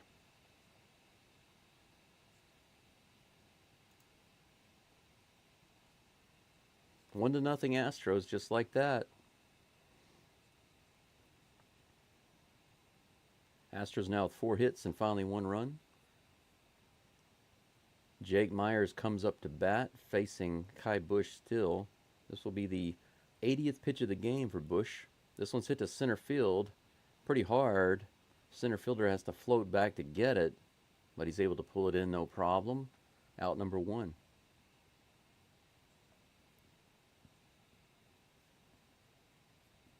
What do you think about that, guys? Bullpen for the Sox is now going. Shea Whitcomb comes up to bat. He's got a strikeout and a ground out today. Let's see if he can do something, keep the inning going. First pitch to him is on the way. Little inside. Wow, that could have been a strike. It was on the edge of the plate there, but called ball 1. Not surprised with that umpire. You never know what he's going to call. Here comes the 1-0 pitch. This one's hit off to the right side. High and out of play. Strike 1. The count is even, guys. 14 people watching the channel right now. Thanks for joining in. Finally something going on. A little bit of action as the Astros get a run off that solo shot by Yainer Diaz.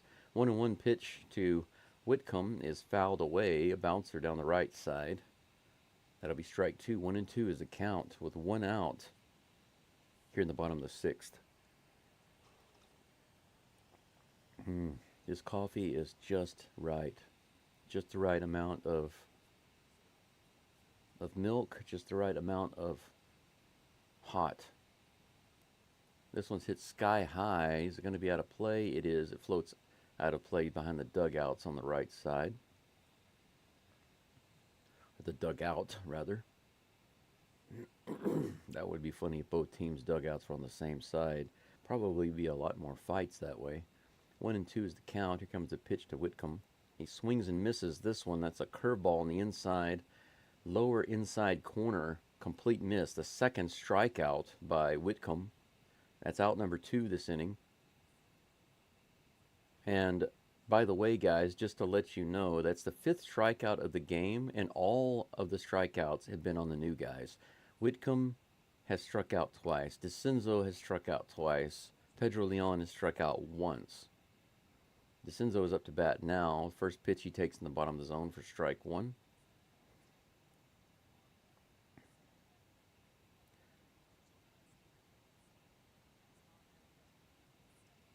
No balls, 1 strike. DeCenzo at the plate. Swings at that one, hits it to right field. It's going to float out, no problem for the right fielder. He catches it. He did make contact, but no problem. And that's going to be the end of the inning. So the Astros walk away with 1 run off that homer by Yainer Diaz. So he does get his home run back. Unfortunately, it's only 1 RBI instead of 3. But I'm not going to complain about that. Happy for Diaz. Glad that the Astros finally got a run on the board. So at the end of 6, guys, it's 1-0 Astros on 4 hits. 2 hits by the Sox. 1 error by the Dirty Sox. No errors by the Astros. Valdez will be back up on the mound in just a minute. He's only at 66 pitches for the game going into the top of the 7th. Andrew Benintendi will be the first batter he faces. And now it's time for me to change my poll. Let's end this poll. Okay. After 8 votes. How about this one?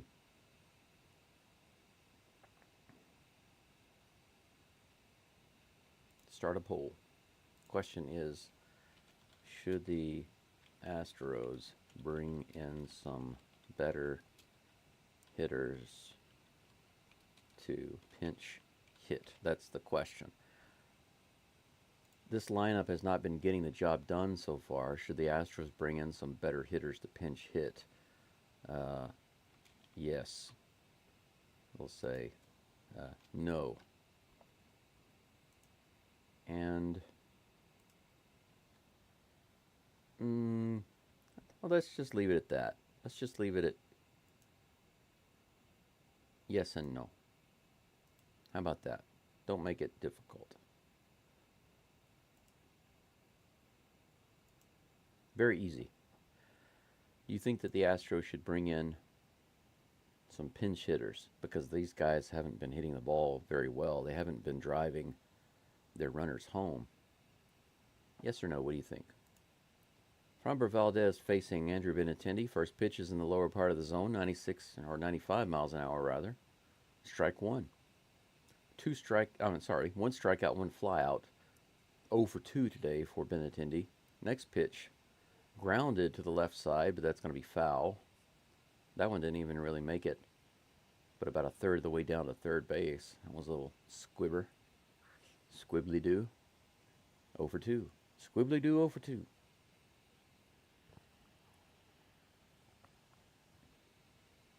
Astros up 0-1. 0-1. Top of the 7th.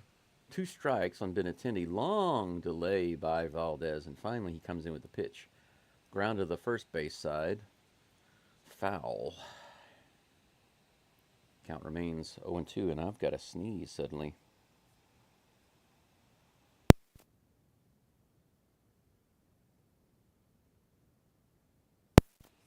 Whew. Got the mic muted just in time. Here comes the 0-2 pitch. Ooh, curveball. That was a beautiful pitch, but Benintendi did not bite. 1 ball and 2 strikes.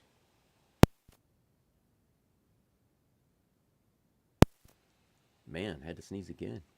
Good grief. 1 ball, 2 strikes. Here comes the 71st pitch from Valdez. Bounced again down the first baseline. Count remains 1-2. I think I got another sneeze coming.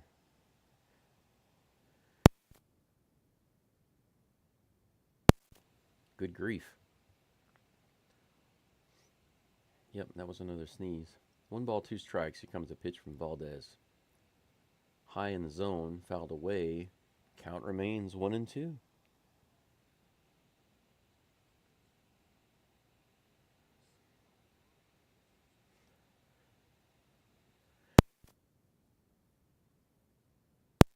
Good grief. Sneezed again. 1-2 strikes. Here comes another one.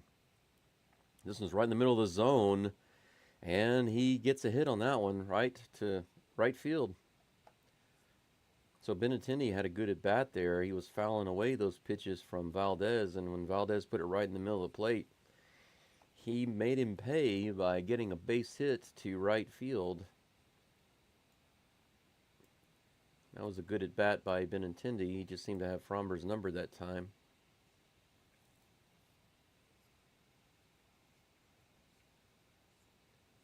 Next batter is Andrew Vaughn. Takes the first pitch a little low and inside for ball one. 1-0. Runner on first, top of the seventh. Andrew Vaughn at bat. Next pitch is fouled back for strike one. 95 miles an hour.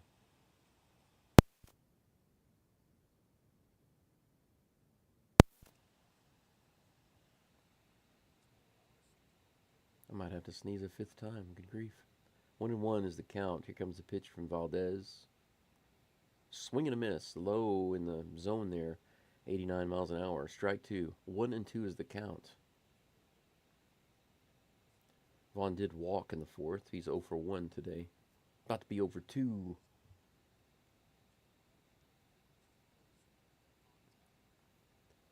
One ball, two strikes, no outs, runner on first. Here comes the pitch from Valdez. Swing and a miss on that curveball. Strikeouts. That's right. How do you like that? 0 for 2, Mr. Vaughn. First out of the inning. On that 80 miles per hour curveball.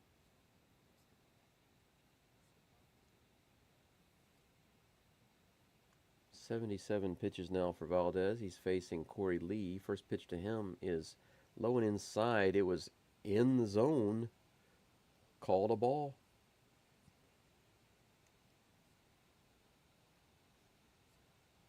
That's funny. Everybody thought it was a strike. Umpire says, nah. 1 ball, no strikes. Here comes a pitch. Another one in almost the exact same spot, a fastball. Valdez looking frustrated with that. 2 balls, no strikes on 2 more pitches in the corner of the zone, called ball. Valdez has to hurry up and get back on the mound for the next pitch. Here comes the 2-0 pitch. Curveball tapped foul at the plate, 2-1. Man, this umpire is frustrating. This guy, he needs to be demoted. He pulled off his mask earlier, and I know this doesn't mean anything in the U.S., but he looks like he's from India. It's like, really? He's calling baseball? That pitch is on the outside, a good foot off the plate. That's ball 3, 3-1. So we've got a 3-1 count with a runner on first and 1 out here in the top of the 7th. The Astros nursing a 1-run lead. Here's the pitch from Valdez. This one's hit. It might be a double play ball. Dubon hits to Pena. Pena to first. Out. Good grief. Thank God. Valdez gets the double play. So Valdez is able to do it without any help or love from the umpire. Forget you, umpire. I'll just get a double play ball, says Valdez. Thank goodness. Valdez comes off the field and he's getting his hands checked by the other umpire.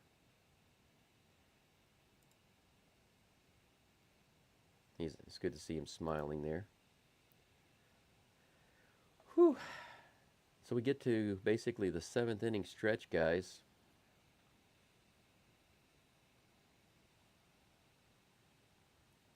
the Astros leading 1-0. 3 hits for the Dirty Sox, 4 hits for the Astros. 1 error for the Sox, no errors for the Astros. As the crowd stands, I think they're doing God Bless America right now. People are standing and holding their hats over their hearts, but this is not the national anthem, so I don't know why. I don't know why they do that, hold their hats over their hearts. I can understand doing it for the national anthem, but God Bless America is just a song, right? It's not the national anthem. All right, so who's coming up to bat in the bottom of the 7th for the Astros? Mauricio Dubon, Chas McCormick, and Pedro Leon. Ah, yes, the powerhouses. What have they done this game? Well, I will tell you. I'm glad you asked. Dubon does have a walk, so he was able to get on base. McCormick doesn't have any hits or notable at-bats today, but he did get on base because of an error. That's the one error that the Dirty Sox have today. Otherwise, he has done nothing. Pedro Leon has also done nothing today.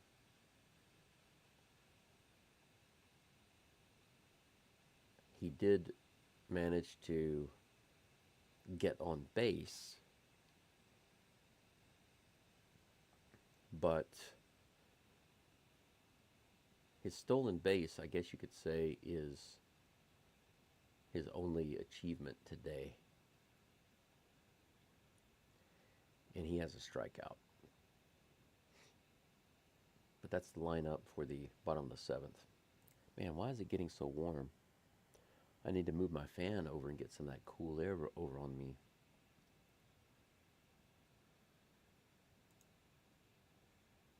Got any votes yet? Got any votes? 2 votes? Let me refresh the page and see if the poll changes. I've got a poll in the chat, guys, if you have a chance to vote. The question is, should the Astros bring in some better hitters to pinch hit here in the last couple of innings? So far we have 2 votes. Say yes, 100%. Oh, they're showing some really cool highlights from Ken Caminiti. He did switch hit home runs in the same game from the left and right side of the plate. We have a new pitcher, guys. Justin Anderson is on the mound for the Dirty Sox. He'll be facing Mauricio Dubon. Here's the first pitch from Anderson. Inside 96 or 86 miles an hour. Foul down the left side by third base. Strike 1. Brian Abreu is warming up in the bullpen. Here's the next pitch to Dubon. That's low and outside for ball 1, 1-1. Looks like Fromber might be done today. He did his 7 innings. That's interesting. Here comes a 1-1 pitch to Dubon. That ball was outside and off the dirt, and Dubon went around with a half swing. Completely fooled on that one. 1 ball and 2 strikes. Come on, buddy. Here comes a 1-2 pitch. Fastball buzzed it by him. Another half swing by Dubon, but this time he can't get around anywhere near in the amount of time that he needed to get it. 96 miles an hour, strike 3. That's 1 down here in the bottom of the 7th. Brings up Chas McCormick.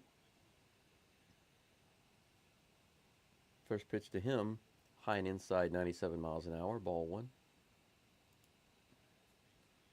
I've still got a guy on base. I need to fix that. I don't know why I didn't correct that earlier. There we go.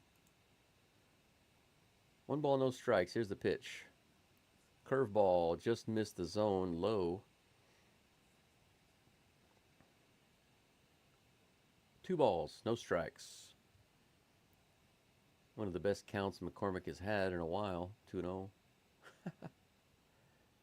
Here comes the next pitch. That one's low, almost off the dirt. 3-0. Amazing. 3-0 to Chas McCormick. Good job, man. Just take the next 3 pitches. Who cares what they are? Just take them. Take them, take them, take them. Here comes the 3-0 pitch from Anderson. That was right in there, 95 miles an hour for strike 1. Chaz, just take the next 2 pitches. Why not? Just take them. I don't even care. 3-1. Justin Anderson dealing to Chaz Tastic. Here's the pitch.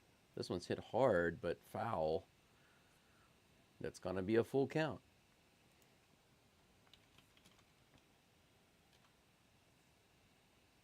I might have Justin Anderson's picture from game 1. Did he come in game 1? I might have his picture already, and I can put it updated on the screen. I'll check in just a minute after this at bat. Full count pitch coming up against McCormick. This one's hit again, fouled away.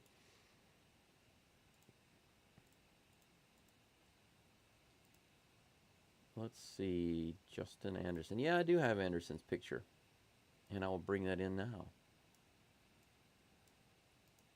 Got to change the name in just a moment. Here comes the full count pitch to McCormick. And that was low, ball 4. Wow, he did get on. Chazaruni gets a walk. A full count walk. Good at bat. Can't complain about that. 1 out. Base runner.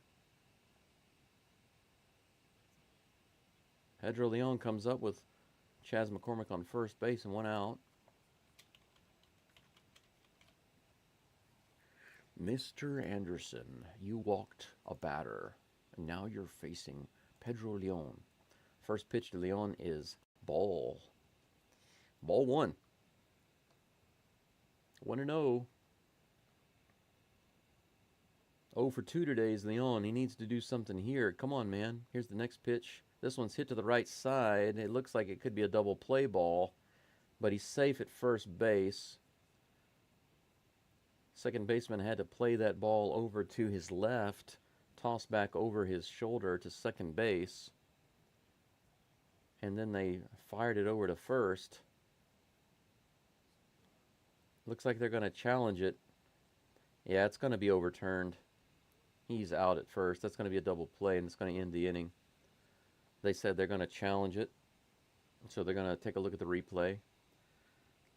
I would say 99.9% sure that that's going to be overturned in a double play for the Dirty Sox and the end of the inning. Yeah, the Sox are already running to their dugout. They're confident that it'll be overturned. It'd be funny if the umps said no call stands. That would be so funny. Leon is still standing on first.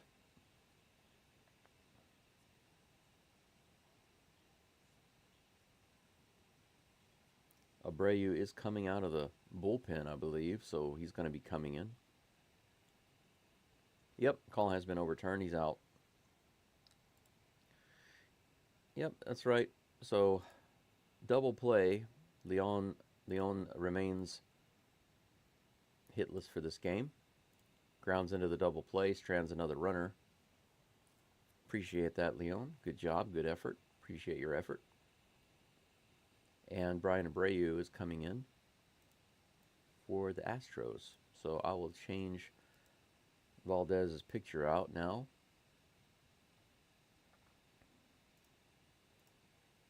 I wonder if we'll see Brian King again in the 9th inning, or if they're going to use Hader. Well, since the game is so close, it might be Hader. We'll see.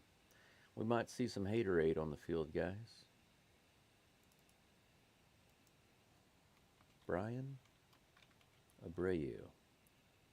Update that name on the screen. There we go.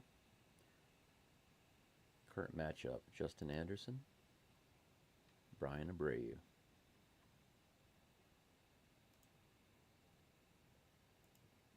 I wish that I could find a way to more quickly and easily input these names. Right now I have to input the names and the pictures separately, but it would be really nice if at the very least I could get the Astros pitchers' names and the pictures like together as one image. That way when I import it, I don't have to retype the name of the pitcher. Man, it is hot. Give me just a second, guys. I'm going to move my fan around and get this AC on me. I think it's almost 5 in the morning, so I guess it's starting to get warmer outside.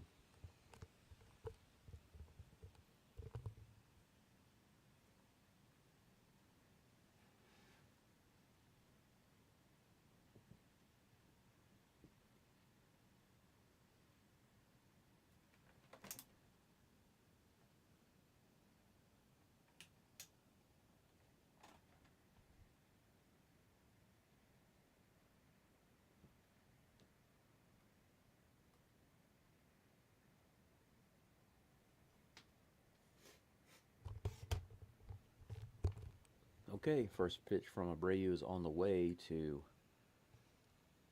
who? Information on the screen hasn't updated. Okay, there it is. Miguel Vargas. 1 ball. 1-0.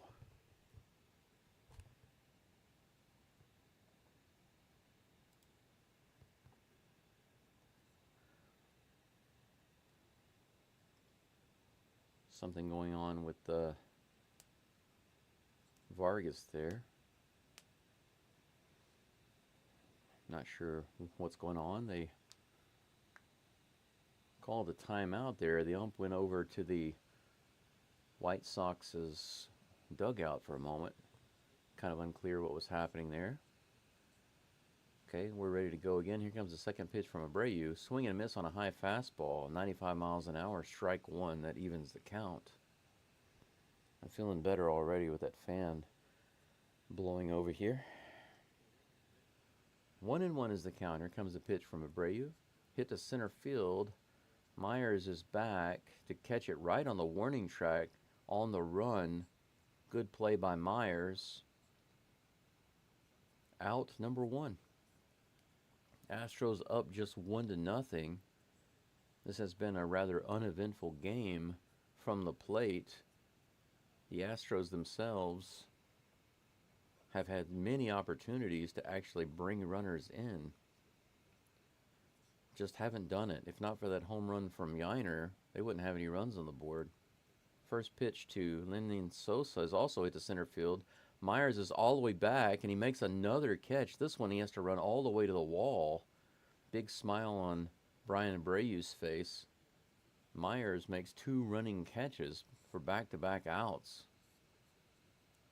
But that one was hit really hard to center field. Myers had to run very far and caught it just a few feet before the wall. Myers doing some good work out in center field there. 2 outs. Dominic Fletcher up to bat. First pitch is in there. High strike. 98 miles an hour. 0-1. Here comes the next pitch. Another one, 99 miles an hour. Man, Abreu throwing some steam right now. Strike 2, high in the zone. Good grief, man. He's throwing fire. 98 followed by 99. If he hits 100, that's going to be nuts. I want to see him hit 100. Here comes the next pitch. Curveball. It's going to bounce away. Diaz is going to have to play it off the wall. Fletcher's going to get on base. A wild pitch, but a strikeout on a curveball. That was a beautiful pitch by Abreu. It just, the bottom fell out of it, and it was a difficult ball to play by Diaz, and it bounced way up high, went to the wall. By the time he got there, Fletcher was already on first base. There was no play. Man, whew. Should have been out number 3. It counts as a strikeout, but as it stands, the Dirty Sox will have a runner on first base with 2 outs.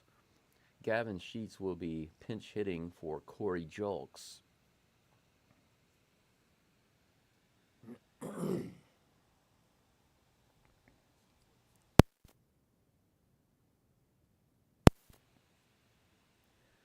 Sheets batting .234 for the season. About the same as Jake Myers. Runner on first base, 2 outs. Here comes a pitch from Abreu. Curveball in the outside corner, strike one. 85 miles an hour. Rush play, sorry I'm late. Hey man, no problem. Thanks for joining. Glad to see you here. We are in the top of the 8th, 2 outs. Runner on. 0-2 is the count to Gavin Sheets. That was a little foul ball tapped behind the plate. Abreu is on the mound facing Gavin Sheets with a runner on first base. 2 outs, 2 strikes. Looking to get the strikeout here. Here comes the 0-2 pitch. That one's in the dirt also. Sheets does not go for that one. That's going to be ball one. Glad Diaz was able to keep it in front of him. Runner stays on first base. We're going to have another pitch here. 1-2 is the count. Here's Abreu's pitch to Sheets. Check swing. Did he go around? They say he did. Wow. Pretty amazing. I wasn't sure that he went around, but the third base umpire said he did. It's going to be strike 3. Abreu gets the strikeout and out number 3, and that ends the threat in the top of the 8th. We're going to move into the bottom of the 8th, guys, with my personal hero, Jose Altuve, coming up to bat. Followed by Jeremy Pena and Yainer Diaz. We need at least one insurance run, guys. Altuve, 1 for 2 today in the DH position. Leadoff DH today, taking a rest from playing in the field. Batting .300 for the year. Jeremy Pena has managed to bring his average up a little bit. He's almost batting .280 again. He's at .278 right now, so he has improved a little bit recently, and that's great news for the Astros. Diaz is at .299. He dipped below .300. But he does have 2 hits this game. He's really helping himself out right now, especially with that solo shot. He's got the only RBI in this game so far with that home run. I need to take the runner off first base there. There we go. If there's a pitching change for the Dirty Sox, I'll let you know as it happens. Looks like we've got some more comments in the live stream. About 10 people watching. Not a real busy game right now, but the ones that are here, I appreciate you being here. Remember to like the video if you can. I like your commentary. It's so good. I had to subscribe. Greetings from an Astro fan in Poland. Man, I appreciate that. I appreciate that a lot. I've only been doing this for a little over a month. I've never done the live stream games before. I do have a couple of other YouTube channels. Nothing really huge. I have about 3,000 subscribers on my Japan YouTube channel. And that's just about my old house that I bought here in Japan. But due to health issues and my attending school full-time, I'm not able to devote any time to my channel right now, to that channel. So this allows me to do something that I enjoy, that I hope can be a benefit for you guys as well. And it's pretty cool that you're in Poland. I'm in Hiroshima. Rush plays, you're at the game? Man, awesome. That's great. And you're listening to me while at the game? That's awesome. That's really cool. I'm pretty sure that there's a delay between what you're seeing and what I'm doing. Altuve is at the plate for the first pitch. He takes that one outside for ball 1. So you know the future. Rush Plays knows the future. I'm in Japan, so I'm in the future, but Rush Plays knows the future of the game. That's kind of funny. 1 ball, no strikes. This one's just on the outside, but swing and a miss by Altuve. 86 miles an hour, right on that outside edge. 1-1 is the count. We are in the bottom of the eighth, no outs. Altuve's the leadoff batter. Here comes the 1-1 pitch. Oh, that looked like it might have hit Altuve, but it actually bounced off the end of his bat, I think, off the handle. It's going to be strike two. He didn't swing at that one. He kind of tried to get out of the way, but it got his bat. Jean Brebbia is on the mound for the Sox, so there has been a pitching change. Here's the 1-2 pitch. Wow, that one almost takes Altuve's head off. 2-2. 2 balls and 2 strikes. Altuve getting his gloves together. Here comes the even count pitch, 2-2. That one's in the dirt and outside. Full count. 3-2. 3-2, guys.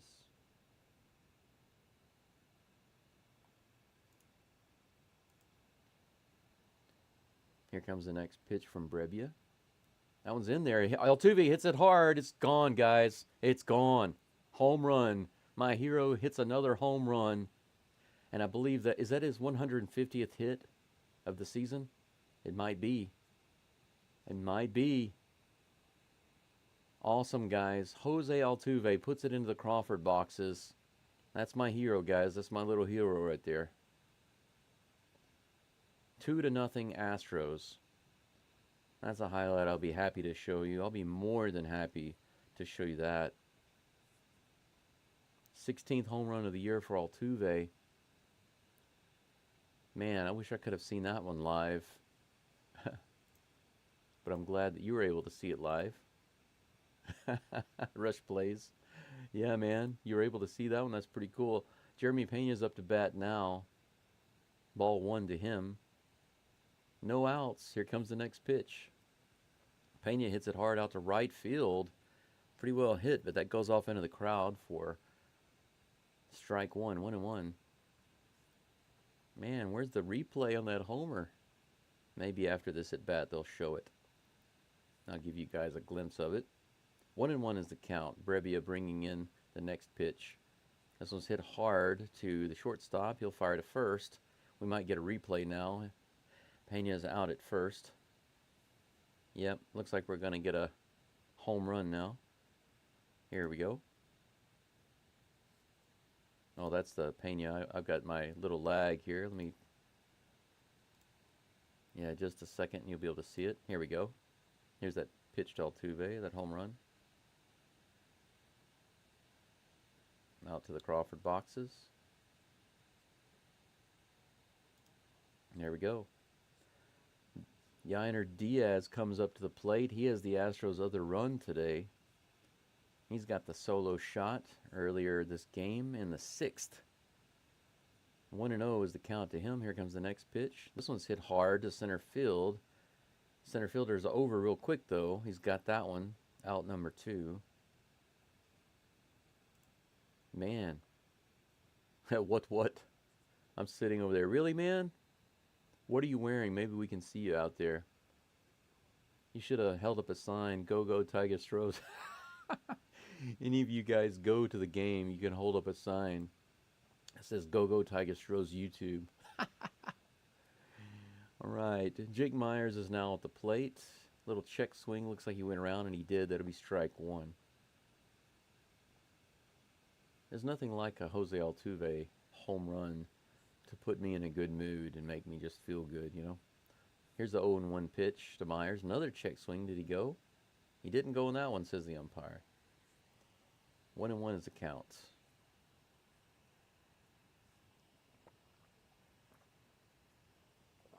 Man, that's really cool that you're at the game sending text. Hilarious.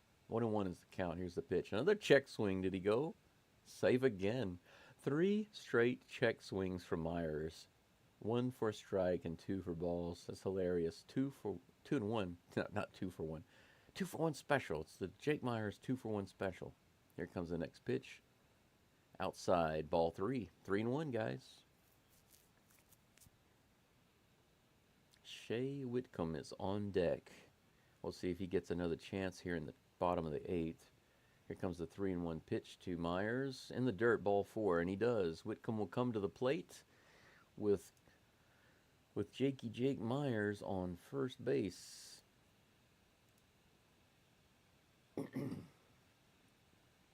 Pretty interesting stuff, guys. 2-0 Astros in the bottom of the eighth with 2 outs. 2 solo home runs, one by Diaz, Yanner Diaz, and one by Jose Altuve. Shade Whitcomb is at the plate.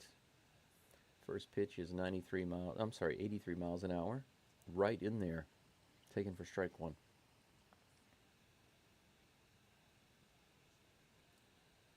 0-1. Here's the next pitch from Brebbia. Fouled away by Whitcomb. That'll be strike two. 0-2. Did I download Brebbia's picture? I don't believe I did.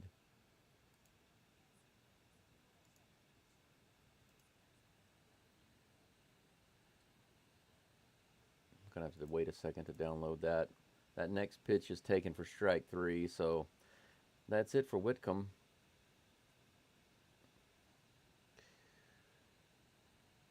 That's going to be it for the Astros in this inning, but Altuve puts the Astros up and gives them a little insurance, 2-0 over the White Sox.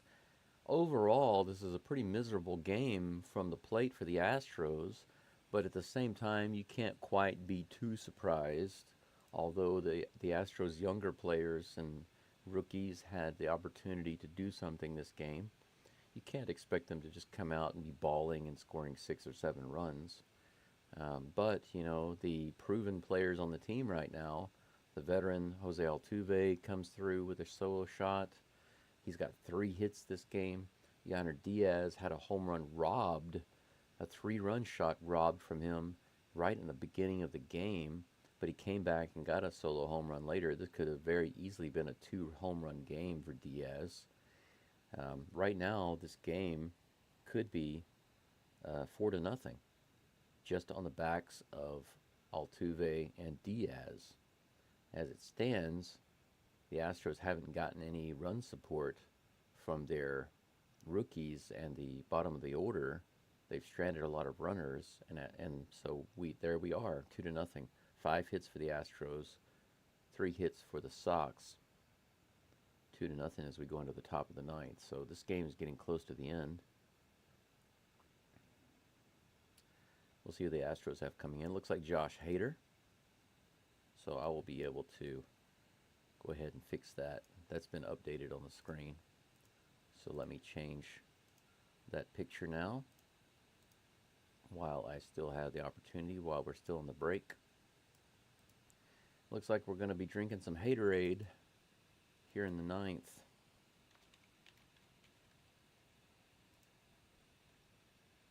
I never got around to changing the pitcher for the Sox, but shouldn't be an issue.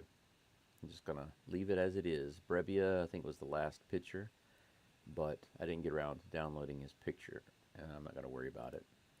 Josh Hader is on the mound, 3.48 ERA. In 54 innings, he has 82 strikeouts. Quite a bit.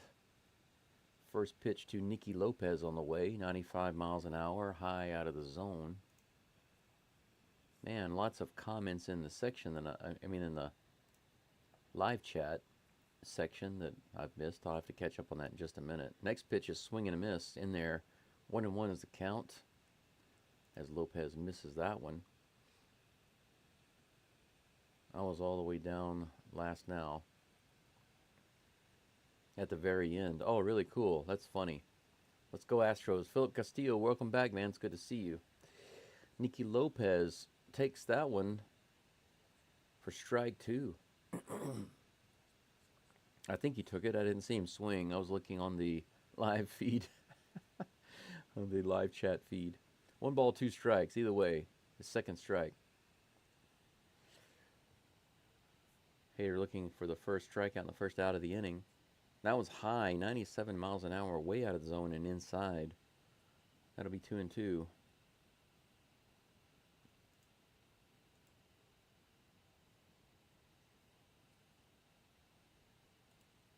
Next pitch is right in there, 97 miles per hour, strike 3, swing and miss. Hader with the heat. Hader heat, baby. Darth Hader. Out number 1. Louis Robert Jr. is due up. Rush Play says line of people. Yeah. Glenn Zen says I can't do that for you, the sign, because I am an Aggie. We have quite a rivalry. Oh yeah, man. Yeah. Yeah, I mean I would say as an LSU fan, we're definitely not Aggie fans, but I will say for sure that we hate Alabama about 10 times more as a rivalry is concerned than we dislike the Aggies. One ball and one strike. That second pitch is outside on Louis Jr. One ball, one strike, one out here in the top of the ninth. Here comes the pitch. Swing and a miss right in the middle. 96 miles an hour, one ball, two strikes. Glenn, if you are an Astros fan and you can't subscribe because of the channel being also a Tiger channel, at the very least you can like it. I'd appreciate that. That'd be cool. Strike three. Swing and a miss, 98 miles an hour. Hader burns Louis Jr. Two strikeouts back to back. Hader throwing like a man on fire. Yeah, I got you. You said with LSU, I figured that. Yeah, I know when you say Aggies, I don't think of baseball at all. I just automatically think of football. I don't watch. I mean, I wish the Astros the best, and I'm happy to see them when they win because they normally have a good baseball team. But I don't watch college baseball. I might watch the highlights whenever the playoffs come around, but that's pretty much it. Want to know is the count against Benintendi. Hits it in the right field, and Leon makes a running catch. He doesn't dive, but he barely makes the catch at his ankles for out number 3, and that's going to end the game. The Astros shut out the Dirty Sox, allowing them only 3 hits. Framber Valdez, Brian Abreu, and Josh Hader give up only 3 hits. No runs for the Sox. Just 2 runs for the Astros on 2 solo shots by Diaz and Altuve. But the Astros get the win and they win the series. What a pitching matchup today. A very kind of boring game to watch. But I am glad that Altuve was able to tack on that extra run. That made me happy. It's now about 5:17 in the morning here. That means I can actually lay down and sleep for at least 2 more hours. That's going to be really nice. So the Astros helped me out with a shorter game and get the series win. Let's take a quick look at some stats, guys. I subscribed. I just can't go to a game and hold up a sign. Oh, I got you, man. Glenn, well, thank you very much. Well, I do appreciate you doing that. Just don't let anyone know that you're subscribed. Yeah, and so they won't give you any grief. I understand that. If I were subscribed to a channel that was like Astros Aggies, I wouldn't let anybody know that was a Tiger fan, because like you said, it's the rivalry that some fans have in college sports, college football in particular, is absolutely 100% bonkers. So I completely understand that. You don't want to trigger anybody. I'm not one of those guys. If you tell me, hey man, I'm a Tigers. Oh, I'm sorry. I'm an Astros fan, but I watch the Alabama Crimson Tide. I'm gonna be like, all right, well, I can't stand the Tide, but whatever. I don't care. But my brother, good grief, my brother, he will go off. He's gotten into fights with guys before. He's done so many crazy things. And by the way, this is no joke. My brother was in Alabama at a game in Alabama, LSU in Alabama, and he got into a fight in the bathroom. He was drinking there. He got into a fight in the bathroom and got part of his nose bit off. I'm not making that up. That's how different my brother and I are. He cares way too much about things that he shouldn't care about.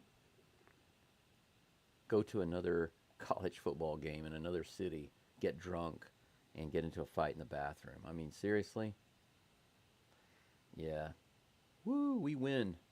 That's right. You need time to go to my hotel and swim. I mean, that sounds awesome. You're having a great day. Watch the game, go to the hotel, swim. That's awesome. Yeah, it was a nice win. I'm going to give you guys an update real quick. Thanks for the commentary. No, thank you, Glenn. I'm happy to do it. I'm glad that I'm able to do it. I'm glad that you guys were here, and for all the comments, the likes, the subs, and for commenting on the polls, the live polls, all of that. Thanks so much. And the words of encouragement, I can really use it. It's not so easy right now. I'm dealing with a health issue, so having you guys around is awesome. Having all these comments, man, it's great. Looking forward to seeing it more often. I'll try my best to address the comments in the live stream as it continues. Rush Play, see you later, man. Take it easy. Little summary, guys, for those of you who are interested. Very simple summary. There wasn't much to this game. Framber Valdez had an amazing game. He pitched 7 innings without giving up any runs, just a few hits. And he had 9 strikeouts, 1 walk. And Brian Abreu and Josh Hader came in, pitched the 8th and the 9th, didn't give up anything. So they shut the Dirty Sox out. But the scoring summary is very simple. In the bottom of the 6th, Yainer Diaz hit a home run, 388 feet. Astros 1-0. In the bottom of the 8th, my hero, Jose Altuve, hit another solo home run, 343 feet. Astros 2-0, and that's how the game would end, 2-0. But Yainer Diaz did have a big hit in the early part of the game. I believe it was in the first inning, bottom of the first, 2 runners on. He hit it over the fence, but the right fielder caught it, robbing him of a 3-run homer. So the game should really be 4-0, and Yainer Diaz with 2 homers. But it stands where it is. The Astros still win. The record moves to 67-56. And we're going to take a quick look at 2 things. Actually, maybe 3 things. One is the standings, the current standings. We're going to see what the other teams are doing in the league. We'll see what the Rangers are doing. The Texas Rangers lost to the Minnesota Twins 5-2. So they're falling further behind, and that's good news. Now let's see about the Mariners. I don't see any update on the Mariners. So they might not be playing today. Do they have a day off? If they have a day off, that's just fine. That'll put the Astros up by another half game, right? No. They did lose 7-2 to the Pirates. That's awesome, guys. So let's take a look at the standings. Okay. The Astros 67-56. Is that right? Let me see if that's been updated right. 67-56. That's correct. The Astros are up 4.5 games. According to ESPN's information right now, the Astros are up 4.5 games over the Mariners and 11.5 games over the Rangers, guys. Astros run differential right now is plus 70. They've won 9 of their last 10 games. Actually, they've won 10 of their last 11 games. So that's great. Just keep this pace. We'll have no problems getting into the playoffs. They hold their future in their hands, guys. One more thing is what's coming up tomorrow for the next game. Let's take a lookie. If I'm not mistaken, I'm not going to be able to call the game tomorrow, unfortunately. Yeah, okay. Let me take a look at the full schedule just so I can let you know what's going on. Because starting today, in a few hours, I have to go back to school. I go to a Japanese language school, so some of these games start at the wrong time. I just can't be here. But what I might do is put up a live stream with the score and let that run. If for some reason the game is still going when I come home, I'd be more than happy to hop on and make some commentary. But probably the game will be over by the time I get home, because it's close to 1 o'clock, and that's basically about 3.5 hours after the game starts, more than likely, unless the game is in extra innings or if there's a lot of runs scored, it won't be still going when I get home.